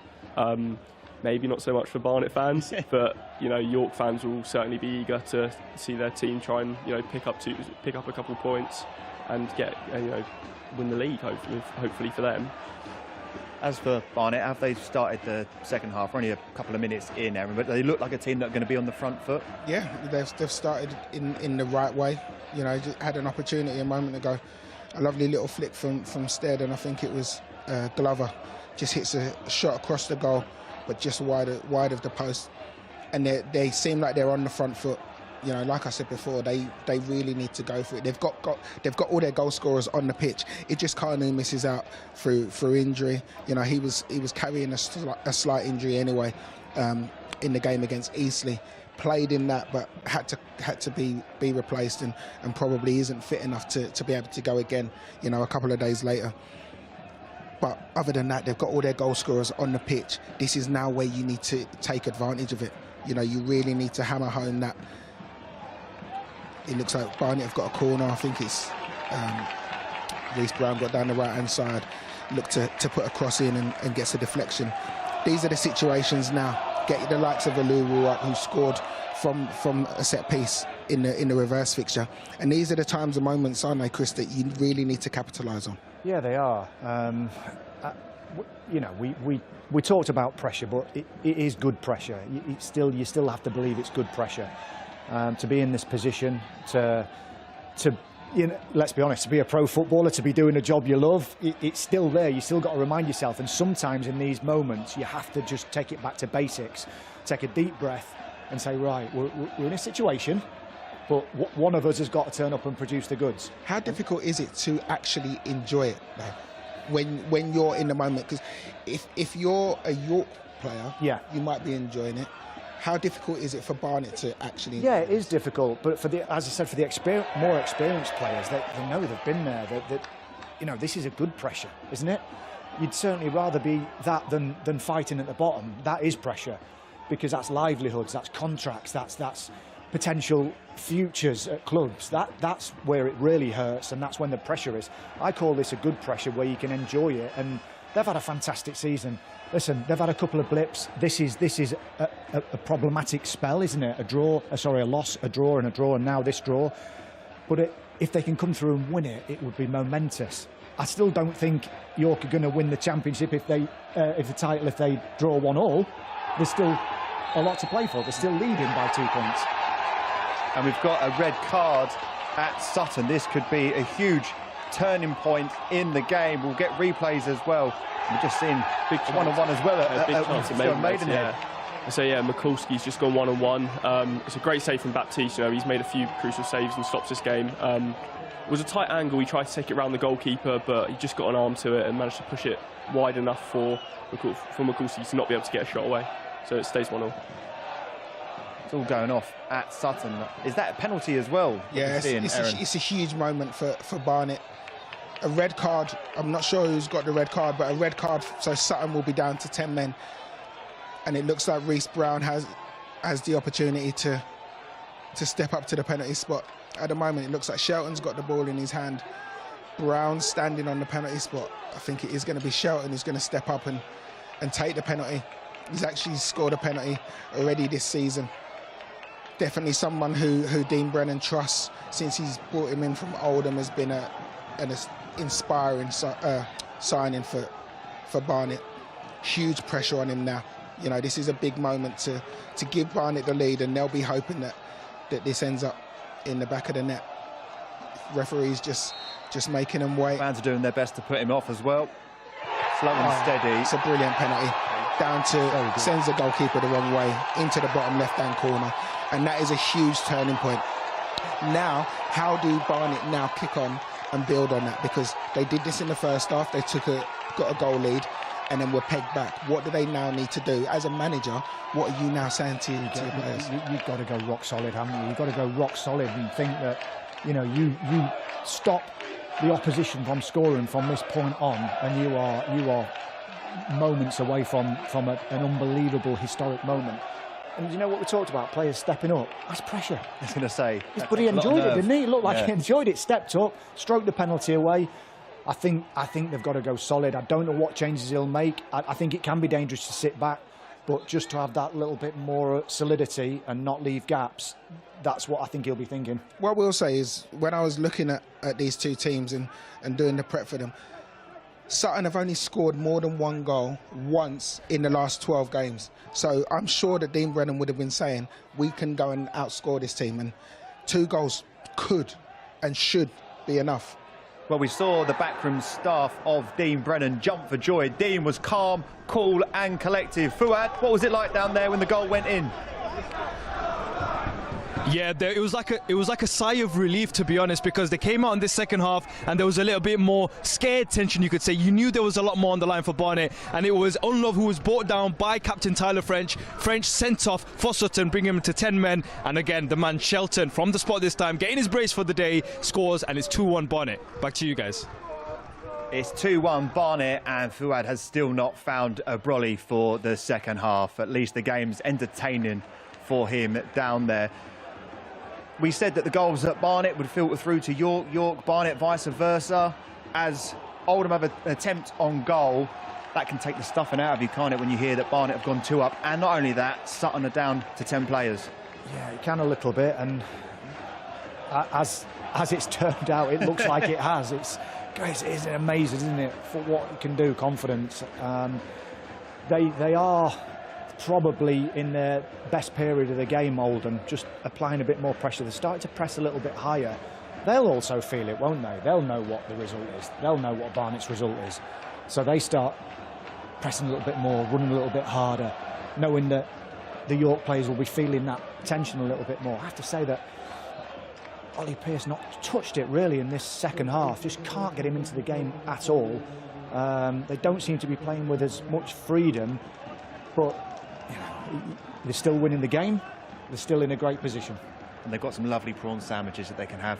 Well, there's still a few. Not entertaining. Yeah, there's still a few too many spaces for you, isn't there? They must be really good sandwiches. But Aaron, as a top striker, you've played the game for many years, and without boosting your ego too much, you're a very good clinical striker. I'll boost it for you, mate. Ollie Pearce, how frustrating is that for a striker who we know is so dangerous when he just can't get in a game? It is frustrating, but what he will know is that it's just about a moment. You know, all he needs is a moment. If you look at the game before, Ollie Pearce wasn't really in the game against Gateshead. You know, didn't really have a sniff. York was still able to go on and score 3 goals. And what he needs to do is just continue to keep doing what he's doing. He's just got in here. Again, he just needs to keep making sure that he's making the right runs, looking to link the play when he can. And what I love so much about Ollie Pearce is that he's always effective, even though he might not be the one that's just getting on the end of things. Sam, we just had a free kick, yeah, Wealdstone against Maidenhead. Yeah, it's just flown past the left post. You know, it's been a fairly slow start to the half, fairly bit stop-start, a few injuries here and there, but you know that's it's a chance. You'd want him to try and hit the target there. You know, it's missing the target there is not ideal, but you know I feel like this half's fairly balanced at the moment. It's been quite quiet, but you know, hopefully, similarly to the first half, it will start to pick up in the later stages. Sam, have you seen any difference in this season compared to previous seasons? Obviously, you know, we've been used to 2 teams running away with it, you know, whether it's the likes of Stockport and Wrexham or Wrexham and Chesterfield.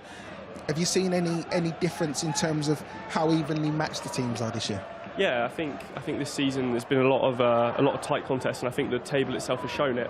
You know, you've got so many teams fighting for relegation. You've got so many who were fighting for relegation. You've got so many teams who are still with a shot for playoffs. And you know, it's been years since we've had 2 teams fighting for the top, or since Notts County Wrexham really. And you know, fighting at the top with such little time to go. You know, I feel like the balance of the league is kind of, you know, it's kind of levelled itself out a bit more. And you know, the National League's unpredictable as it is anyway. Anyone can beat anybody, but you know, I do think there's been a lot more on the line for a few more teams. I think at the start of the season, a few sides would have looked at the who's in the division and thought, all right, we can maybe push a bit further this season and we can maybe try and kick on. This is an opportunity. And you know, I think there's been some teams that have taken that by the scruff of the neck, but also some who have probably fallen a bit short. Sam, we've got another question that's come in from YouTube that we think you're best suited to answer. Someone would like to know, how do you see Woking doing next season? Currently 7 unbeaten in the league. Obviously, you had the disappointment from the Aldershot game, but what are your hopes and ambitions for the football club next season? It's really hard to say, to be fair, because you know we started the season at it was quite a dark time for the club in terms of, you know, struggling with. Is there a chance? Yeah, there was a chance in the Barnet game. I think it might be Leon Love who went for the spectacular overhead kick. It ended up getting blocked. I'm just looking to see what the referee's given here. I'm not sure whether or not Has he given a penalty? Has he given a free kick? I'm not too sure. He's not really being too decisive at the moment. Thankfully, we don't have to wait for decisions like that. Yeah, you do in other leagues for 3.5, 4 minutes. We get it. It's there and then. It might not be right sometimes, but hey ho, it doesn't look like it's a penalty. Well, it looks like he's given a free kick to Sutton for Leon Love for a high boot. But you know, listen, I can't blame him. I'd go for the spectacular overhead kick myself, and unfortunately, did you ever pull it off? I've pulled it off a couple of times. So okay. Just checking. Just get the trumpet out. Yeah.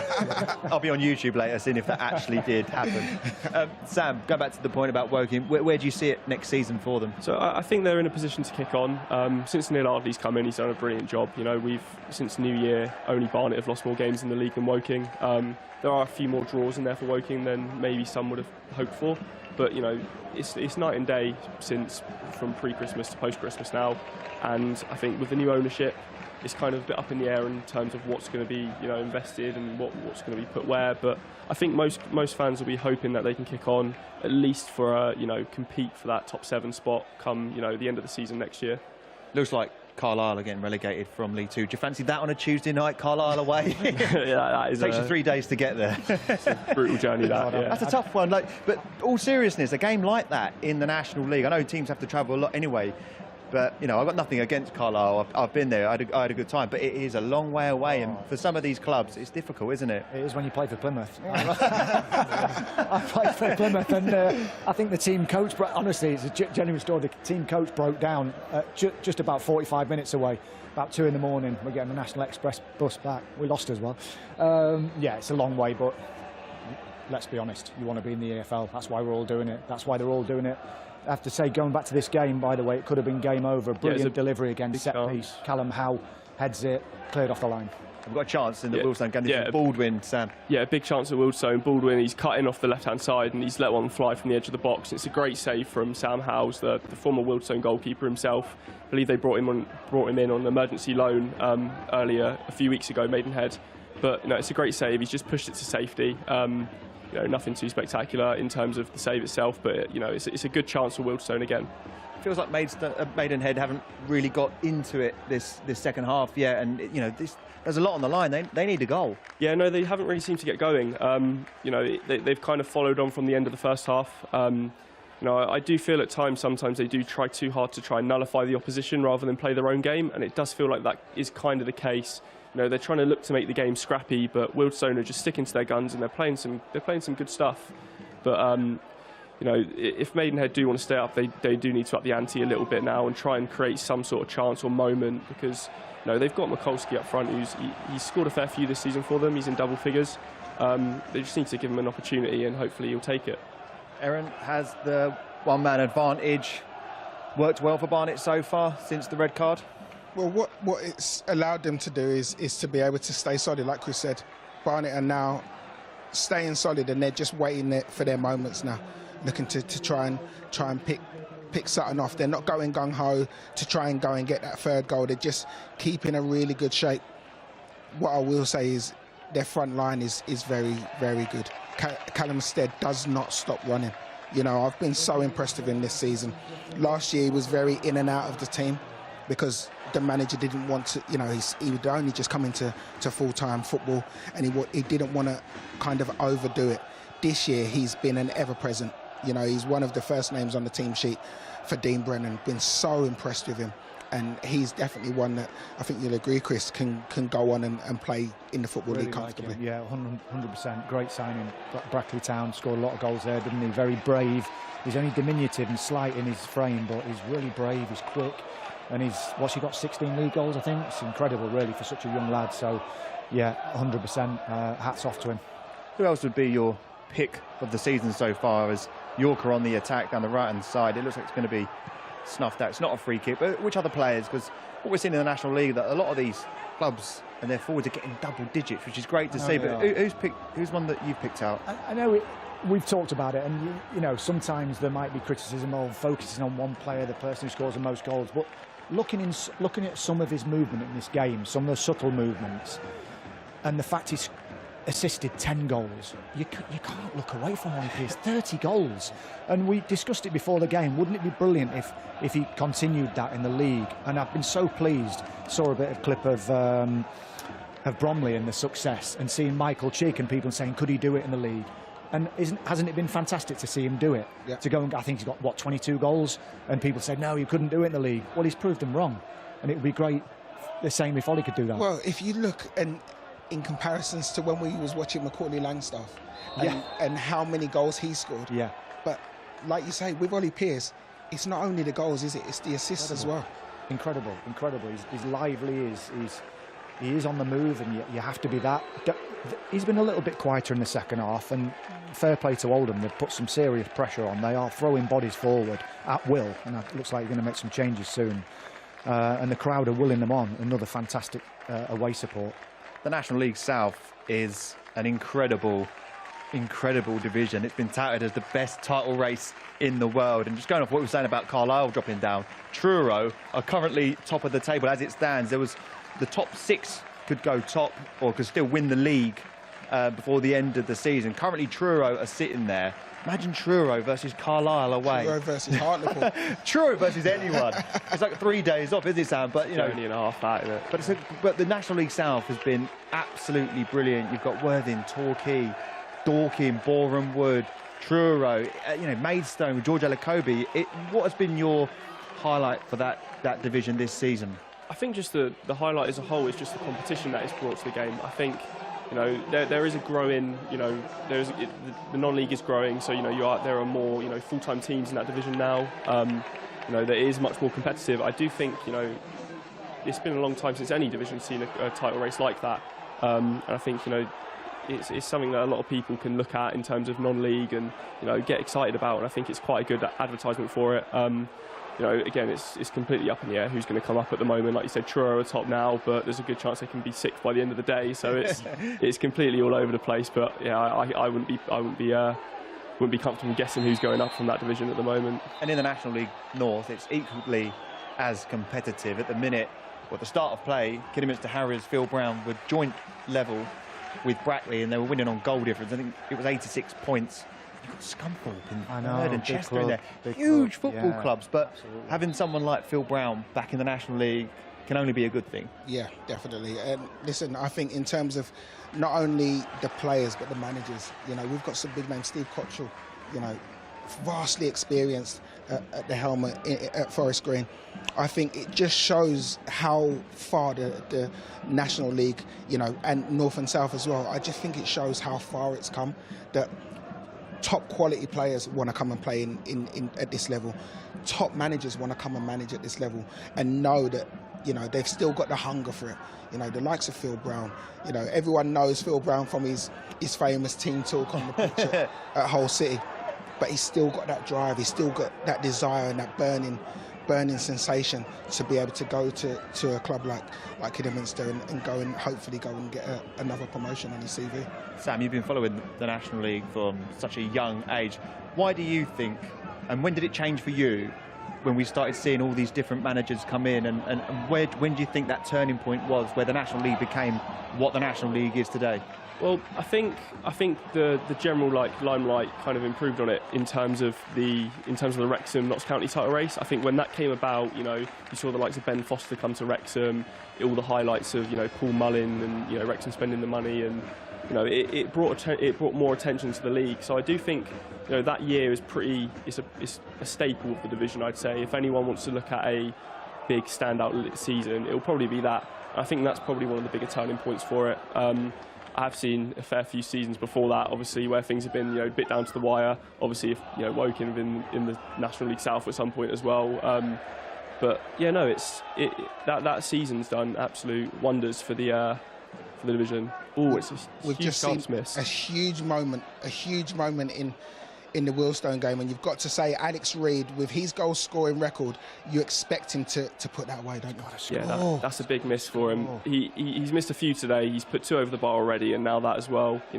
I've said it already. It's very unlike him to miss chances like that. That could have been Maidenhead dead and buried there, but No, he's got pressure, but you know he's got enough space to make the right decision and at least test the goalkeeper. But he's put it wide at the near post. He'd be disappointed with that. Another striker who's got 16 goals this season. He's been vital for Wealdstone's fight for survival, hasn't he, Chris? Yeah, he has, and people look to him for that, don't they? The goals, and he's got to be that wall for the team. In that particular instance, I think he's got to set himself a little bit better and really angle it across the keeper. Going back to my game here, I love the fact that York have made 3 changes. You know, the lead in, but he's bringing experienced players on and putting experienced players, on and off. Played well, had some chances on the front foot. I just think at the moment Oldham look a bit fatigued. They look a little bit like they need some sort of spark. Not much activity at the moment, but I'm guessing they'll have to change something just to get back in this game, because at the moment it's completely dominant from the home side. Commentators curse, they've nicked the ball in the field now. They can't. Well, another team that need to make a change and make sure something happens is Dagenham Redbridge. They're currently 0-0 against Braintree, who we were chatting off air beforehand. Steve Pitt's done a fantastic job. Chris, me and you were down there for that Southend game. Yes. It was raining that day as well. It was raining. That got ruined. But other than that, the game of football and the job that he's done there, done well. It's been fantastic, hasn't it? Yeah, I'm pretty sure they've had some great home wins, haven't they, recently as well, in beating York and Barnet. And he's very stoic, isn't he? He doesn't need to please anybody. He is who he is, and I love it. You've got a goal. You were talking about it. There you go. The commentator's curse. There you has go. Struck. Wow. Oldham, what a goal. Raglan. Charlie Raglan. Yeah. Knows what it's like to... How big a moment is that for the confidence of York now? It's a bit of a blow, isn't it? They're trying to get the ball back quickly. It's out of nothing. York have been in the ascendancy, you've had more possession, but you just get one chance. You don't check your marker, you don't stay with your man, and suddenly a goal. And you know what Raglan's like at set pieces. He's done it time and time again. The ball comes in. Is anyone tight? It's a brilliant header, just not quite tight enough. Just angles it into the corner. Brilliant away support. What an important goal. Bit of a hammer blow at this point for York, and it's very deflating as well, knowing Barnet are winning. This is what we love about the National League. Barnet started off great, went 1-0 up, cruising. York do their bit, they go 1-0 up, they're back in the title race. Barnet concede a penalty, the gap's now 2 points. Second half, Barnet take the lead, the gap goes back to what it was, and now with this Oldham goal, we are just now 1 goal away from Barnet lifting the title. One goal for Oldham, that is. And look at that away end. Look at that away end. I would love to be in there. Another corner. What I will say is that now that Oldham have got that equaliser, they'll be going for the win, won't they? They'll need it to secure playoffs. Well, they'll be. I think Oldham only need a point from today to be able to secure playoffs. Listen, they want to finish 4th. They want to make sure that they get that 4th spot and get a home tie in the eliminator. But what I will say is that they'll be desperate to send the York fans home crying, because for a club like Oldham, with the history that they've got, they should be challenging for titles, shouldn't they? Yeah, they should. Something's happened here as well. Late challenge. Late challenge. Could it change again? Could we? No, it's just a yellow. It's just a yellow. Sometimes you get a little bit revved up and just scored, and yeah, there's nothing wrong with that. A little bit of blood and thunder. It was a little bit late. Quite interested to see how York respond to this now, because you just mentioned they just made 3 changes just before the goal went in. I don't know how much that would have changed their approach in the game, whether they were going to maybe look to, it would be quite unlike York, but look to maybe sit deeper and maybe hold that 1 goal advantage. It does throw a spanner in the works now, so yeah, it'll be very interesting to see how they react. That's a little bit on him there. Yeah, it did look late. Me as a novice football player, Sunday League, I see that all the time, but that's a play on for me, that. When you're a player, that's just dust yourself off and go again. No, it's late, but I don't think it was malicious, and I think the referee knows that. It wasn't studs up. And again, a lot of the Oldham players have now gone to the bench to take on a bit of water and to take some information on. Huge goal, though.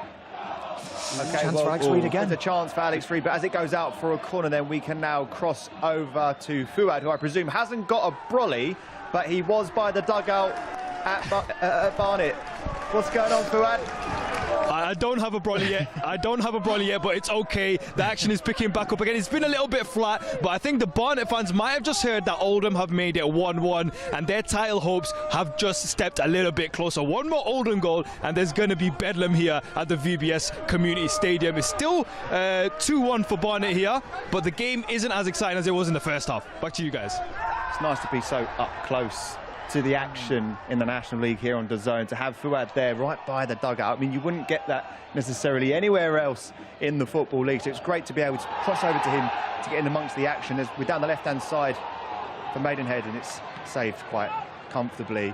There's still so much to play for, Sam, for the game this afternoon, not more so in your game, where we know that if Maidenhead concede one more goal, that's curtains for them. Yeah, it is. You know, it's a tight game at the moment. But Maidenhead, they have actively tried to make changes. You know, they brought on Tristan Abrahams and Sam Barrett, 2 attacking options. You know, they are trying to go for it, but it's leaving gaps.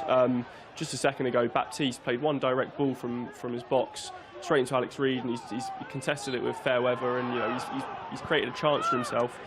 It is the risk they've got to take at this stage of the game, but you know it makes it a match again where you can't really figure out how it's gonna end, because one chance decides it all now. We're just going to take another look at that challenge at York.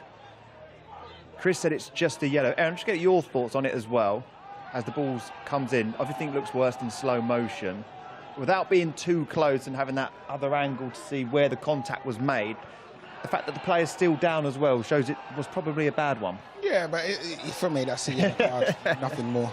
You know, it's not a malicious tackle. He hasn't gone to try and injure the player. The ball's there, and he's just slightly late.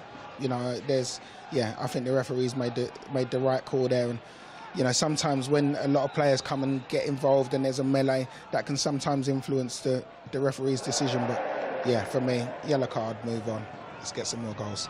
Chris, as an ex-pro as well, who's played the game and been in many situations like we're seeing today, you mentioned about the pressure, you can get a bit amped up. How do you control those emotions on the pitch, for both sides really, because they've both got so much to play for? Yeah, I think certainly if you're one of the leaders, you've got to get your troops around you and just give them little moments and little pointers. And sure, Aaron's played in teams where your captain or a couple of your experienced players will have said, just settle down, just perhaps don't exert so much energy and waste your runs and keep your energy. And you know, sometimes you can make other players believe it and give them a little bit more confidence. You might have doubts in your own body, but if you make them believe it, they suddenly raise themselves and give themselves a little bit more energy. It's hilarious. So look at it. We can see the clips now of Dean Brennan, can't we?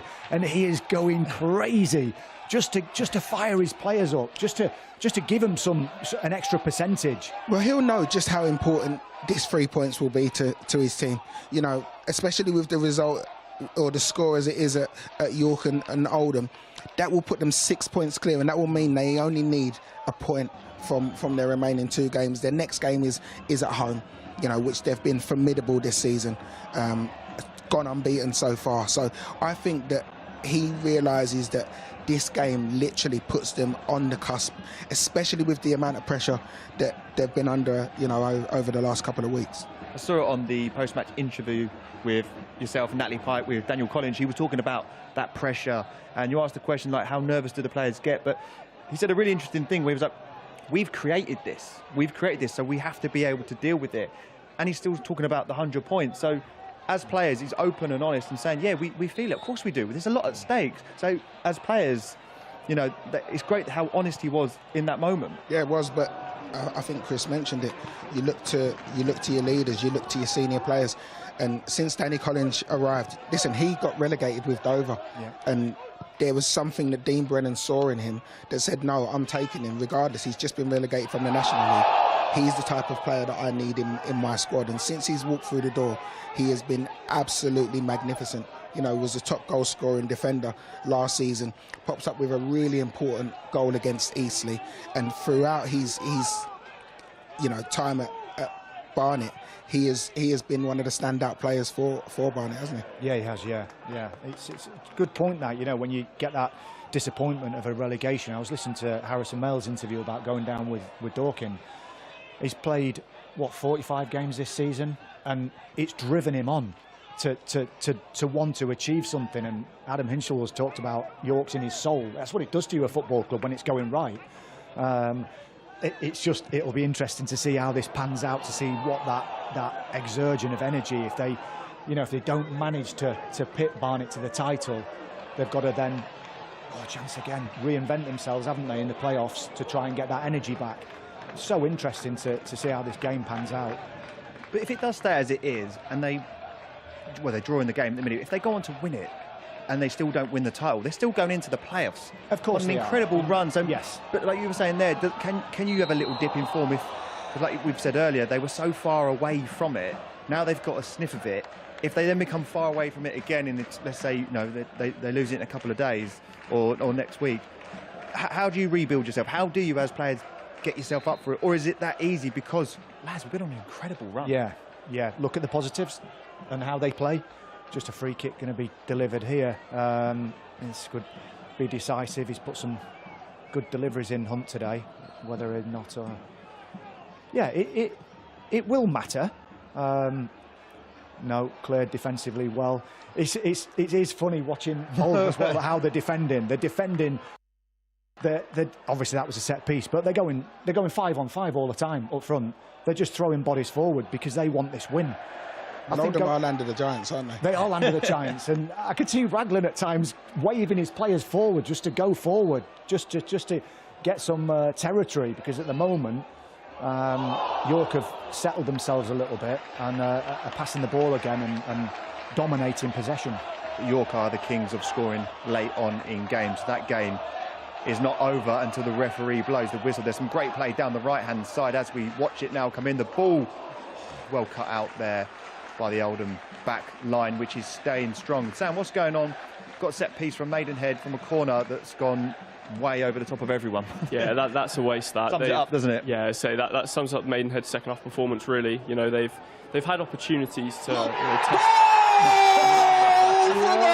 And listen, we spoke about it earlier on, and it's that man Aluwu scored against Sutton earlier on in the season, and he has just popped up with a humongous goal for Dean Brennan's team. There's some strange celebrations going on from Callum Stead, but wow, what an important goal that is.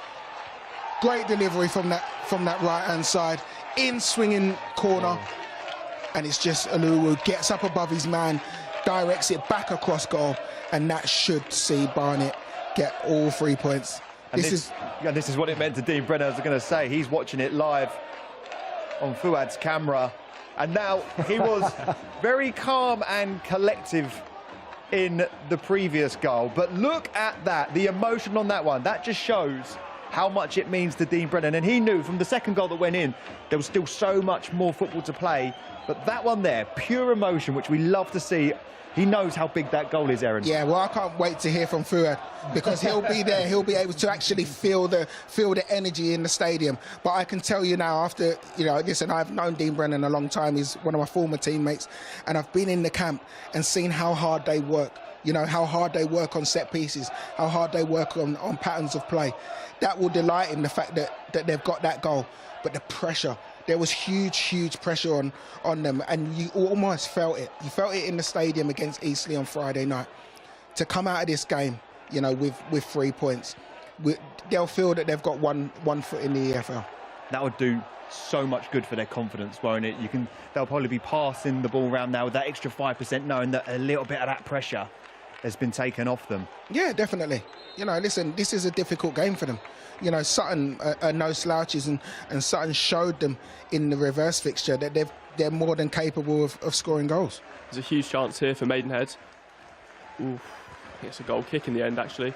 I'd say that was a massive chance again. They've made it look somewhat of a half chance, but they've nicked the ball off of a pretty poor free kick from Wealdstone. They've hit him on the break, and Reece Smith again, he's burst up that left wing.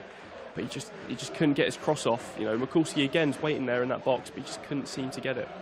Well, forget about the brolly at the VBS Community Stadium, because it is raining goals. Fuad, talk us through that. It looks electric on the bench.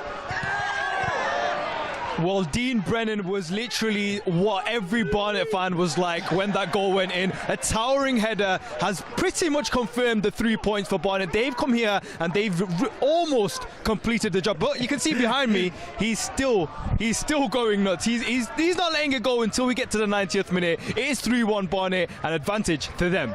Back to you guys. Yeah, Dean Brennan getting his step counter in there as he parades around the dugout and outside his dugout box as well. It's all to do now for York City and how they finish this game.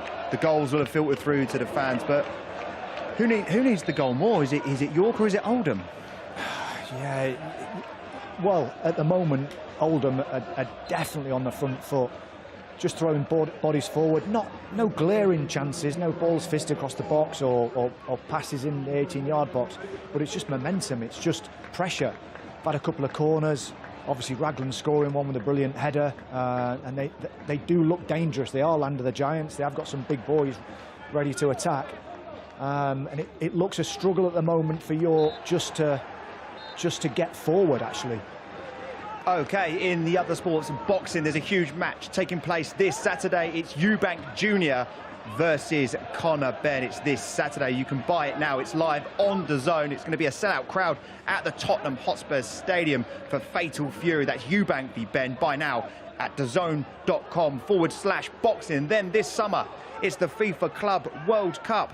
It starts on Saturday, June the 14th, and it's free on DAZN. The tournament will see the world's best clubs from around the globe battle it out to be crowned club world champions. All 63 matches will be shown live on DAZN, and that kicks off June 14th, as I mentioned. Then this Saturday, it's a double header of National League coverage, as we have Woking versus Eastleigh kicking off from 12:30 for that one, and then Southend United versus Wealdstone at 5:15. The action is non-stop here on the home of the National League, DAZN, and there's still plenty more going now as we see a break in play in your game, Sam. What's happened there? Yeah, again, similarly to a hell of a lot of chances in this game so far. It's a big goal line scramble, a long throw in put in by Sam Barrett. And, you know, it fizzled out into nothing, but I think there was just a little late challenge in there on Kane Ferdinand, who's been in the wars today. He's been on the end of a few rough challenges, but yeah, still no clear-cut chances for Maidenhead that would see them go ahead yet. And a little break in play in your game, Aaron. Is that what we all need, a little breather? Yeah, I think Dean Brennan needs a bit of a break as well, you know, because he's kicking and heading every single ball from Barnet, but listen, that gives him a moment to just go and get a little bit of information into his players. Listen, they've managed the situation so well up until now. It's now a case of making sure that you get the job done. You know, there's less than 5 minutes to go. Get yourselves over the line, and then we can talk about what we do after the final whistle. They've needed a performance like that. I mean, they've been superb throughout the whole season. They're still unbeaten at home since October. It's an incredible run that they got at the Hive, and they'll take all that confidence and that belief and all that tension and pressure that there was today, because we all said they could slip up against Sutton United. They'll come and try and win the game. If they go into the next game at home, they'll be absolutely firing, and hopefully at the Hive they can get a huge crowd there, because they could, if not today, be crowned champions. Well, that's what I was going to say. Listen, there's still a lot of football to be played here, and you know there's a moment now going to come up in your game, Chris, that could change things. I think it's Joe Felix tracking back, and he's just been a bit clumsy, a bit hesitant with his challenge. It's been a couple of moments in this really frustrating for York. They've just either given the ball away or not defended properly, and this is such a dangerous area. Free kick just about to be whipped into the box. Got to defend these moments, stay with your man, not like the corner. Another corner. Yeah, it's not where they want the ball in the 86th minute, is it? From the home supporters' point of view, it's so frustrating.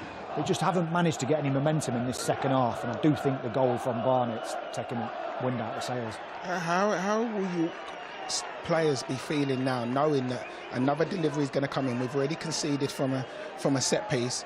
Barnet are winning their game, and if they concede now, that's it. You just got to stay with him. You know, it's like, Mackie, you have to stay with your man. You've got to stay tight. You've got to organise it. They've just changed it a little bit. They've gone more zonal to 3 zonal now instead of the 2 that they've normally had. So that free man is allowed to go and attack the ball. But yeah, Oldham certainly put the pressure on. We'll just stay with it for this corner now that's come in. They've played it short. Good work down the right-hand side. Delightful ball that just gets cut out. Obviously, we're looking at games that are affecting the top of the table, the bottom of the table, but there's a lot going on in the National League in the playoff places. Southend are staking their claim, Aaron. They're 3-0 up in today's game. What's happening? What's the update? Well, Halifax and Gateshead are both losing. Southend obviously playing against Halifax 3-0 up, and Altrincham are 3-0 up as well. I think it's actually Altrincham that might be playing against Halifax. The fact that those two teams are winning, that now mathematically means that they can both get into the playoffs. And Halifax and Gateshead, you know, their positions in the playoffs now look on a shoestring. So, listen, I think those teams in the playoffs haven't produced enough, you know, consistency to warrant their places. I still think that is wide open. That is going to go down to the final day, and I think that there's going to still be a couple of teams that can get into the playoffs. I said a couple of weeks ago that Tamworth would be the team that sneaks in there. Mystic Mac was not firing on all cylinders that day. Listen, you've got to say, with the performances of Southend today and with Altrincham, they both stand a great chance now. And for Southend, who we spoke about a couple of months ago when we thought it was on, then it was off. It can go down to the final day of the season. If it stays the way it is now, well, there's 8 minutes of extra time at Barnet. While we talk about Southend United, they take on Gateshead on the final day of the season. So if Southend win their next game, they know that it will all go down to the final day of the season. How amazing is that? Yeah, it's from where they've come from as well. It's brilliant for us, but I don't think that either of those two teams will like that. But there was just a moment, it looked like there was going to be a goal in your game. Yeah, it was a little moment, just a little deflected cross, was a bit tricky for Baptiste to handle, but Maidenhead, they finished the half strongly, but they haven't seemed to create enough. A lot of set pieces have gone to waste, a lot of half chances, you know, goal line scrambles, and they just don't seem like that moment's going to come at the moment. I mean, they have a corner now, they've got 6 minutes, they play the corner short. Smith has a go. Ooh. It's cleared, out for a throw. They got Barrett for long throw-ins here as well. So, yeah, they're definitely throwing it at Wealdstone now, Maidenhead. But at the moment, Wealdstone are holding strong, and it looks like, as it stands, Maidenhead will be going down. What have you made of Reece Smith this season? Because he's a player that, even though Maidenhead, you know, struggling in the relegation zone, he's probably been one of the standout players who a lot of teams have been talking about. Yeah, I'm a big fan of Reece Smith. I think, you know, he's versatile across that front three. You know, he can play just behind the striker or both wings. You know, he's direct as well. You know, you don't get that very often in the National League, having a direct winger who wants to take on fullback. You know, that's a threat alone. But you know, he's such a creative player. You know, he's got that vision to like pick a defence apart as well as, you know, carry the ball past players, do it himself if need be, and he's got goals in him too. I think, come the end of the season, I'd be very surprised if he was still a Maidenhead player, that's for sure. Does such a good job, doesn't he, on a low budget. They've always punched, haven't they? And, you know, sometimes with that part-time hybrid model, yeah, I think he does a fantastic job. And it's it just shows you how hard it is, doesn't it, to produce a footballing team in this division. It's so difficult. Do you think it's caught up with him now, though? Maybe. Do you think, you know, because, like you say, their model has been produce players, sell them on. You know, has this season just been a bridge too far, and that has almost caught up with Maidenhead? Oh. No, referee waves play on. I got excited. I did as well. Thought it might be a penalty. It was an air kick instead, wasn't it? I think he actually volleyed Callum Howe's shin and maybe claimed it, but it looks like this game is fizzling out.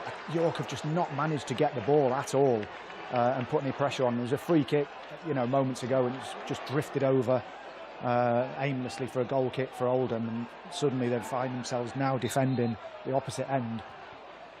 It looks like Oldham are the ones that are, if there is going to be a goal, it's going to come from the away side. They are, they're facing the fans. You know, they've got that little bit of impetus to score that goal. It just looks like York are it's just going to fizzle out, and it's a flat end to what has been a momentous effort, you have to say. Obviously still not over.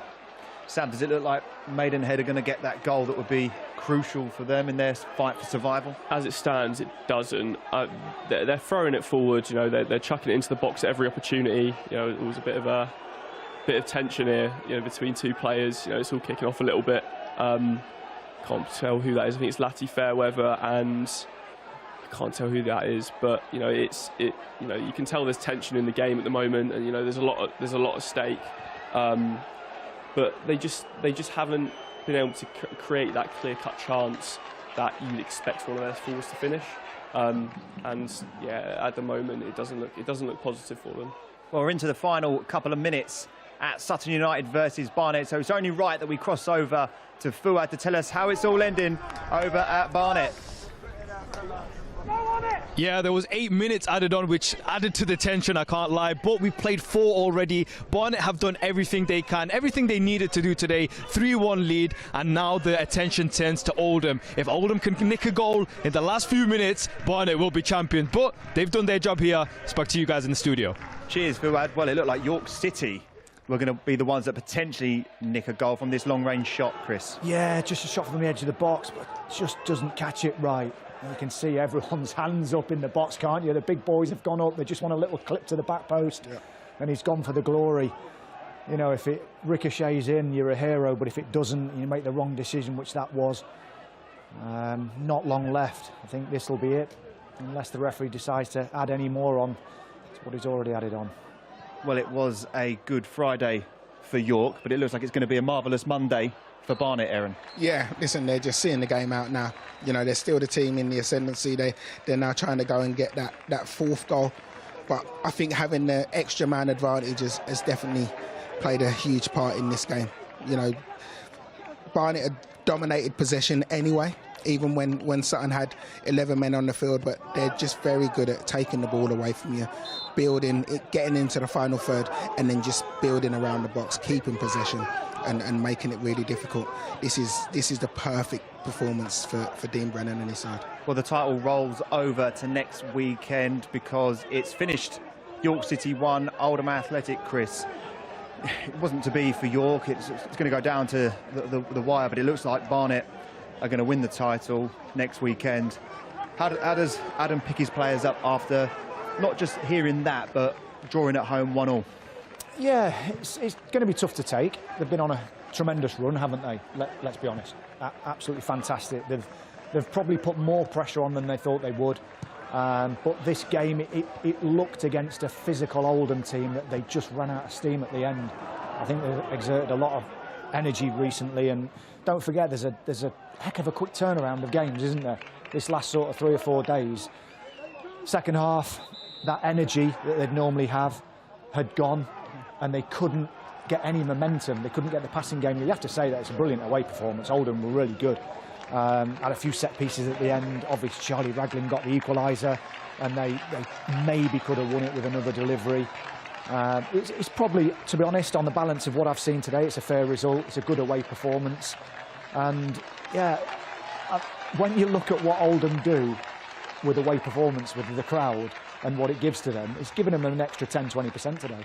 And Dagenham Redbridge are drawing 0-0 at Braintree. So just how important will it be for Maidenhead to get that goal, Sam? I believe the full-time whistle's just gone. So yeah, it's finished 1-1. And I believe that's Maidenhead relegated. Yeah, they're absolutely gutted. You know, they did. You can tell they gave it their all today, but you know, it just wasn't enough really. You know, they peppered the box of crosses towards the back end of the game, but just nothing seemed to fall for them.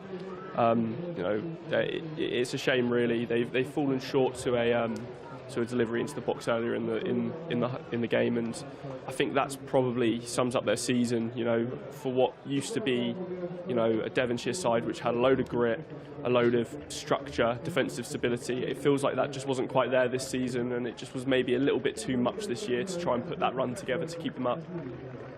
Well, it's not mathematically done yet for Maidenhead. Don't worry, Sam, it's all good. You've been absolutely fantastic all day, but judging by the players' reaction and what you saw there, they knew how important it was to get 3 points. So, although they're not relegated, that will feel like a big blow for them. Yeah, it'll feel like an opportunity missed, that's for sure, because not only would this win, you know, it would close the gap, but also Wealdstone are that team that are also in it. So, you know, they close the gap guaranteed on Wealdstone, and it will be a massive blow, and it will be hard to pick themselves up from that result. But no, Wealdstone did what they had to do, really. You know, they defended what was thrown at them. They created probably enough chances to win the game, I'd say, Wealdstone, in the earlier stages. Alex Reid alone could have probably had 2 or 3. Uncharacteristically, probably an off day for him. But the amount of goals he scored, you can probably give him a bit of leeway. But no, it was a scrappy match, and I think all in all, Wealdstone maybe edged it in terms of performance, but I don't think either side would complain based off of the performance with the draw. And they'll be happy with that, Wealdstone, because I think it's one more win and that can secure their safety in the National League. But with Dagenham drawn as well, that's really good for them, knowing that it's still in their hands. Yeah, listen, I think when you look at Maidenhead, the fact that it was one of them that if you can't win it, don't lose it, because it keeps them fighting. You know, they play Ebbsfleet next, and then their last game is at home against Boston. So, you know, I think that they've kept themselves alive. That's one thing. Barnet have done it. Erin, it's finished 3-1, a brilliant away victory for them. Surely that could be it now for the title. Yeah, I think you never say never in the National League. But what they have done is they've done their job today. You know, it was a big performance from Dean Brennan's men. They had to go to Sutton, and they knew that they had to go and win this game, just purely to put a little bit of belief back into the camp. You know, just to get that confidence back. I think it had been drained over the last few weeks with having dropped points and seeing the trajectory that York were on. But the fact that they've drawn today and Barnet have gone and got the 3 points, and fairly comfortably in the end, you'd have to say, I think that now almost puts them in the Football League, and they know, you know, in their next game they can go and lift the title. Well, it's been a fantastic day here in the National League, but in the summer it's about to get even better as the FIFA Club Tournament comes to your screens. And here's a little taster of what you can expect. Greatness comes to DAZN this summer. The world's best players will be summoned together to decide the greatest club on earth. Vinicius, great chance to score. Goats will battle Wonder Kids. Fire will meet ice. From Boca to Bayern, PSG to Palmeiras, 32 clubs from across the globe will compete to be crowned Rodrigo, what a strike that was! world champion. And this summer, Haaland won't be watching from home, but you can, on DAZN. In every country in the world. FIFA Club World Cup. Watch on DAZN from the 14th of June. We're all looking forward to this one. DAZN is the global home of the FIFA Club World Cup. Summer 2025 is fast approaching, and we will be showcasing the creme de la creme that the world of football has to offer. It's going to be a spectacular event with 63 matches live on DAZN, and it's only 2 months away.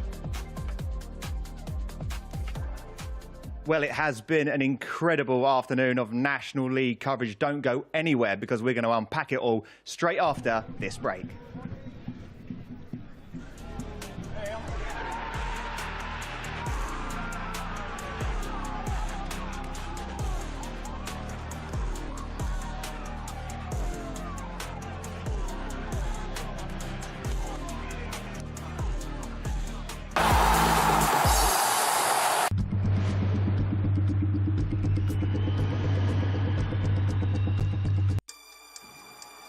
It's time to be part of something bigger.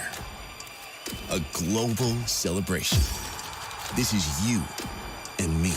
It's us and them. The anticipation is real. History is in the making.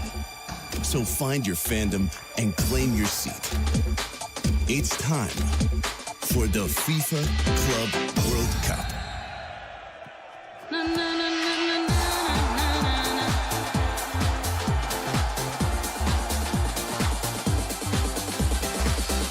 Get your tickets now. The DAZN, the undisputed global home of boxing, where the greatest fighters take center stage, with fights every week and over 185 a year. And now, the mighty Queensberry joins over 30 worldwide promoters to up the ante like never before, with the best of the best. The biggest nights. There's no limits to what's possible. Nobody brings you closer to the action. Because if the fight is on, it's on DAZN, the global home of boxing. Live Golf swings into Mexico City. John Rahm on the charge. What a final round. From the 25th to the 27th of April, live on DAZN.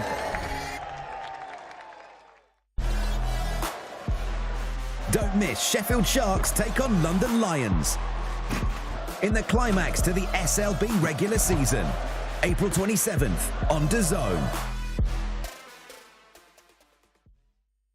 Discover the sport you didn't know you needed. Not just the bright lights and big leagues.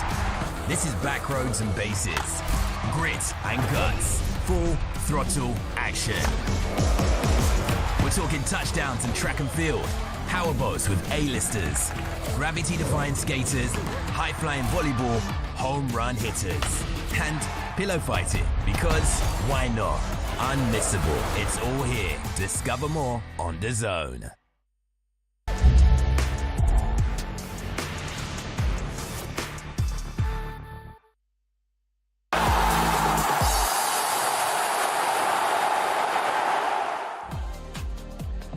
DAZN has more National League action coming this Saturday. Another doubleheader starting with Eastleigh's trip to Woking.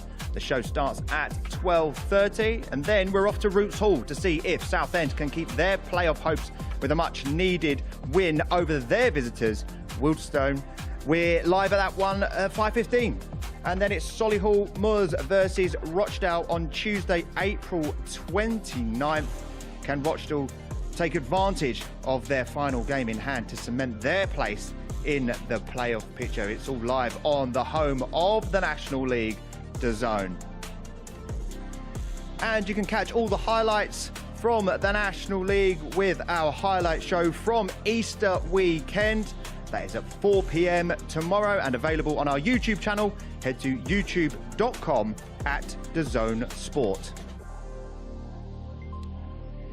And if that's not enough, we have our vodcast National League 72. Erin and myself will be chatting with all the stars of the National League, deliberating over the top topics and hearing from the fans on social media. The show kicks off every Thursday at 6 p.m. Watch it on DAZN as well as on our YouTube channel.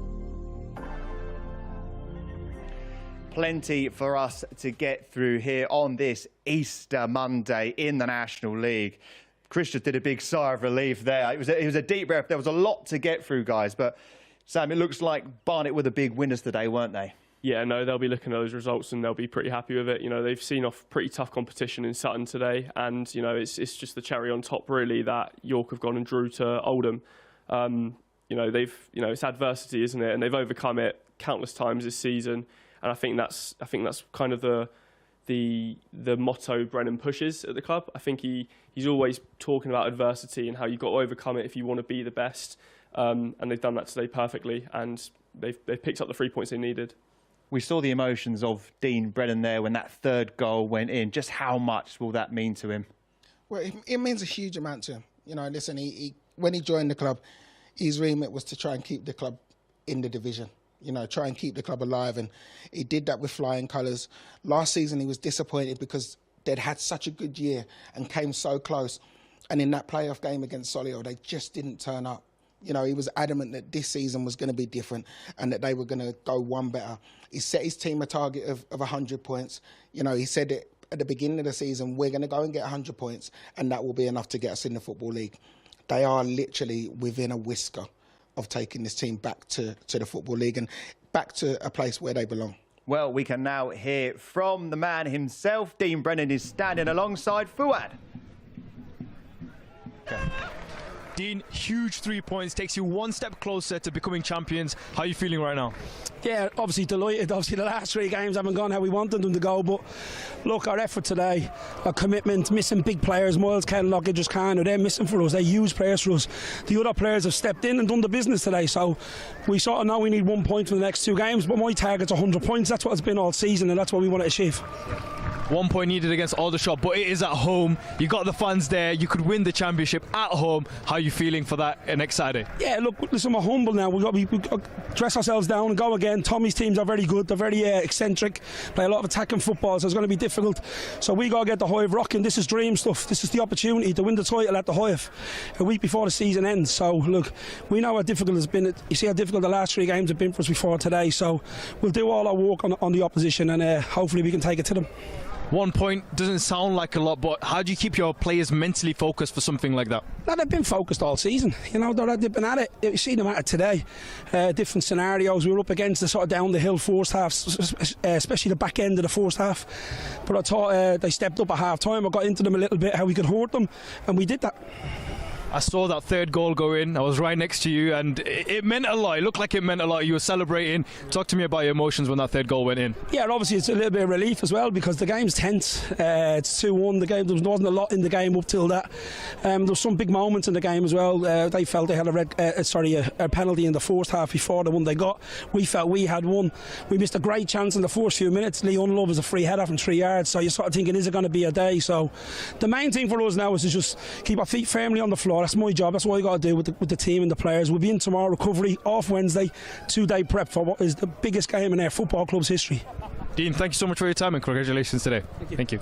Thanks. It is their biggest game in their history if they can clinch the title.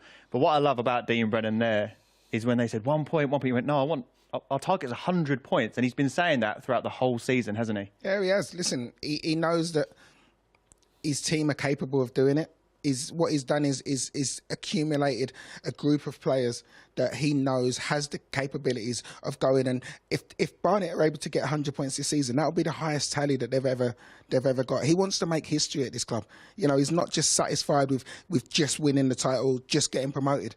He sets the players higher standards, and they're standards that those players have to meet if you want to continue to play for a manager like that. He's passionate, but you can see that passion is breeding success. And Tommy Widrington will be expecting high levels from his players.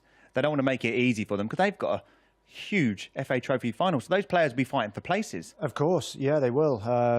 Yeah, big mention to Tommy for what he's been through this season as well. You know, coming back from something that was so serious and stepping back up to the plate. It's not an easy profession being a football manager, and he's come back and done that. And what an achievement for the shots, I have to say that. Incredible. I was at the game, fortunately, and those moments, you know, you've got to go on and win it now. That's what everyone will want, but just to see the fans' joy and the players and the families, it means so much. And that's why we're so honoured to be covering these games and these important games.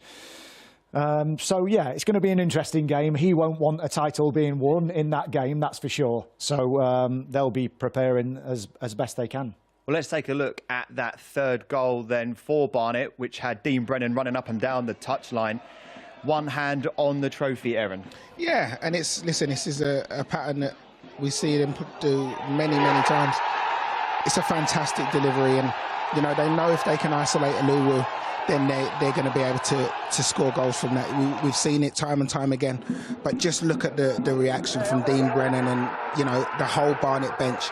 You know, they know how big that moment was. They know that near enough guarantees them, you know, Football League status. It's magnificent.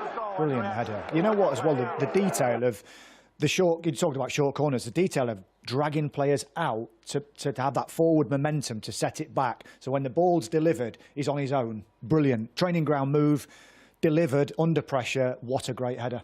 Well, the Barnet fans would be jumping for joy, but the York City fans weren't when Oldham got that equaliser, Chris. No, they weren't. And these moments, as much as you can be a possession-based team, it's disappointing. It's a brilliant header, but just not quite tight enough. And Charlie Raglan's done it, you know, year on year at set pieces.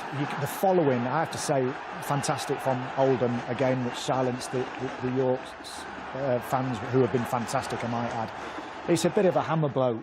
In those moments, you've got to stay with your man. Honestly, it's so important. You stay with your man. I used to pick up at corners and I would do anything, bite, pinch, anything you could to stop your man scoring. It's that important. But, as I say, it's a great header. I think they have to dust themselves down, forget about it, do what they've been doing, which is relentless front foot football, and they have been brilliant. I can't tell you how good they have been on their run. He's done a brilliant job.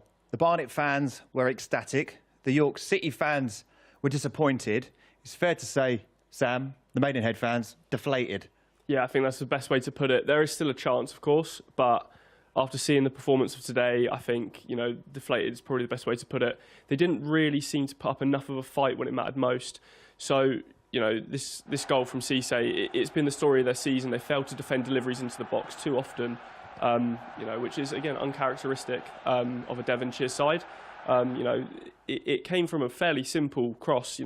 The Maidenhead players won the ball and he's failed to clear it at first opportunity. And then on the second ball, no one's chasing in, no one's following the man. And he's got a fairly simple finish, really. All he's got to do is hit the target and it's got a good enough chance of going in at that distance. So, yeah, it's not, as a Maidenhead fan, what you want to see going into these final 2 games of the season if you want some sort of hope of staying up. Erin, we saw the Maidenhead players fall to their feet. I'm sure there's games where you've been in where it takes the stuffing out of you. How do they pick themselves up with the few games remaining? It's difficult. It's difficult. You need real characters now. You need real characters. You need to show what you're made of, because as we said earlier in the show, this is careers. This is livelihoods. This is, people around the club, whether or not they have jobs. Finances going into the club is a huge difference between being in the National League and being in the National League South. So there's so much riding on it. And, I've spoken to people before about, what it means about the pressure of, everyone else around the place. People losing their jobs if you're relegated, people leaving the football club if you're relegated. How much does it mean and how much pressure is there? And there's a huge amount of pressure on those players. At the moment, they're not quite delivering what the manager would want. But what you will say is with that result and with results in and around them, they still have a fighting chance of staying up. And Chris, there's huge pressure in the playoff places now after 2 heavy defeats for Gateshead and FC Halifax Town. Where do you see that going? Do you now put Southend in the running? Are they one of the favourites now due to the results we've seen today? Well, what they've done is they've given themselves a great chance, haven't they? It's a tremendous result, and I think we've all talked about Southend, haven't we, over the last few seasons, the turmoil off the field, and suddenly they resolved that. And Kev's done a really good job. I've worked with Kev, and he wants it so badly for that football club, doesn't he? We all know that. He wants it so badly for the football club. To have a chance at this point in the season is about as good as it gets for them, I think. Considering everyone might think they've got a huge budget and they should do it. They shouldn't. No one's got a given right to do it. And it's another one of the clubs, similar to Oldham, that they have a bit more level of expectation because of where they've been. I've been at a club like that. I manage Yeovil. It's high pressure because of the club being in the Championship. Fans expect it to be at a level, and it just adds a little bit more. So for him to have got the team in a position where they can do it is a big well done. Especially when they're pulling in crowds of over 8,500. The pressure on those players and everyone around the football club. But a home game at Roots Hall is absolutely electrifying. Yeah, it's brilliant. And as Chris rightly said, there is a level of expectation when you're talking about Southend United in the National League, because they are such a big club. They have had, they do bring in such big crowds.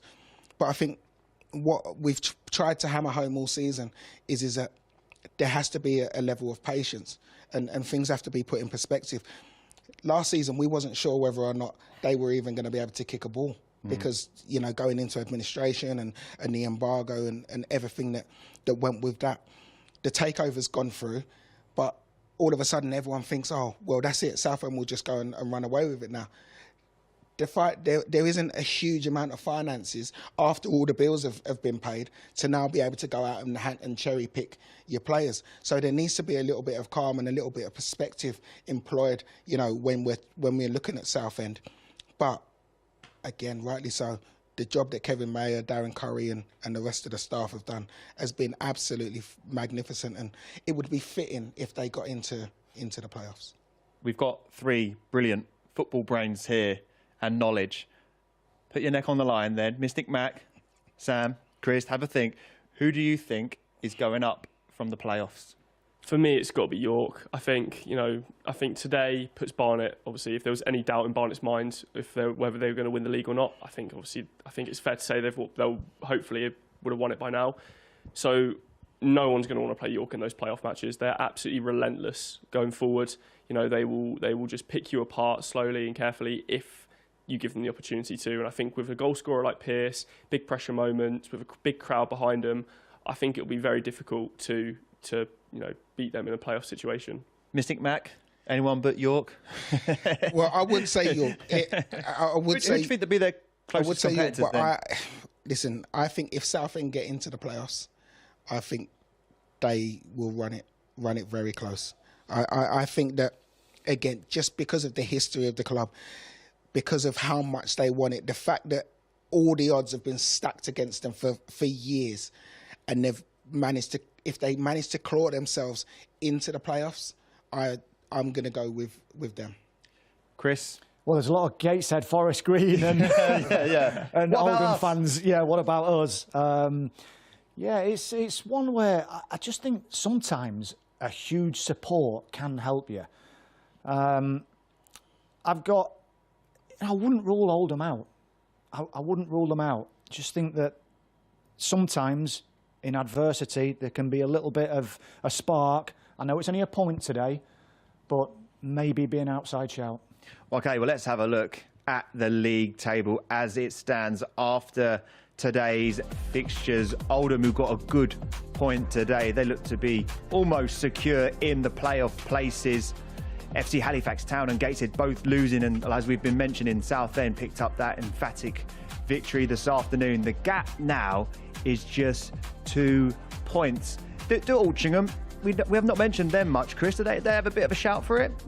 Of course. I mean, so many teams do, and that's why we love it. That's why we love it. They're in with a shout. Absolutely right, and this is what's happening down at the bottom. That Maidenhead draw against Wealdstone suits the home side more than the visitors.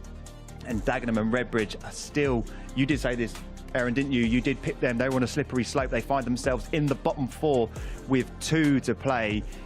It's fair to say, Aaron, this is probably going to go down to the wire.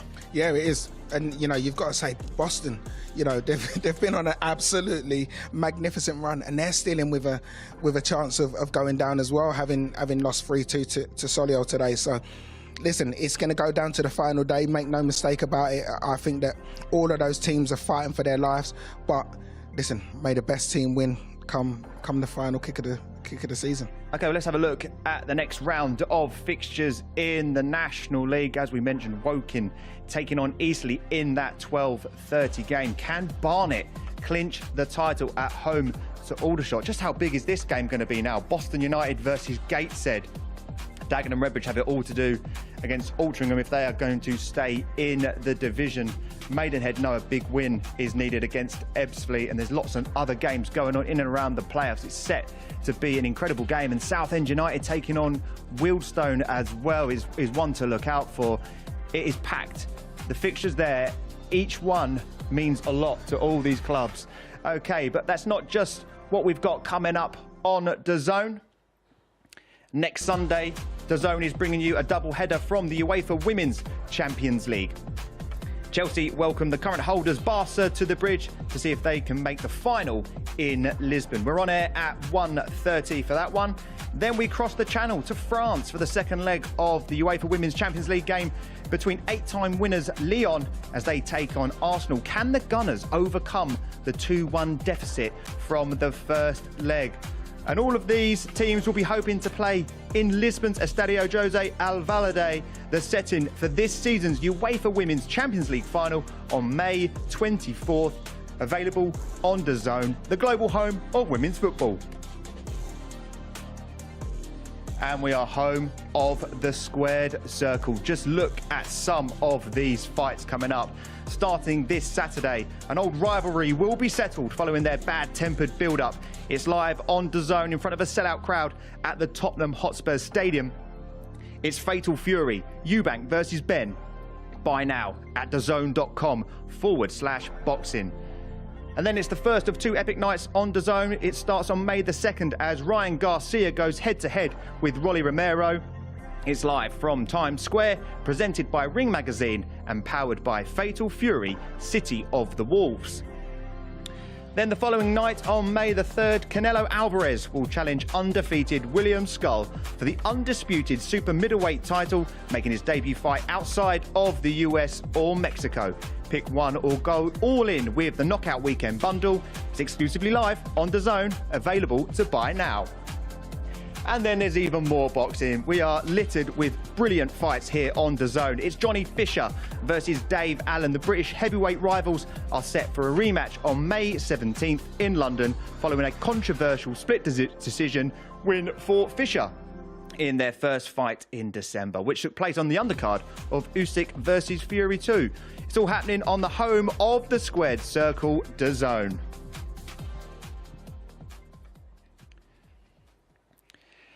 Oh, that was a lot to get through there, and there was a lot of National League footage to get through as well. It's all kicking off on DAZN here. Just a final word from you all. Just how impressed have you been with the season so far? Yeah, I think it's been a great season so far all round. There's always been competition. Everyone's fighting for something. I think it's been one of the most competitive National League seasons has been for a long time.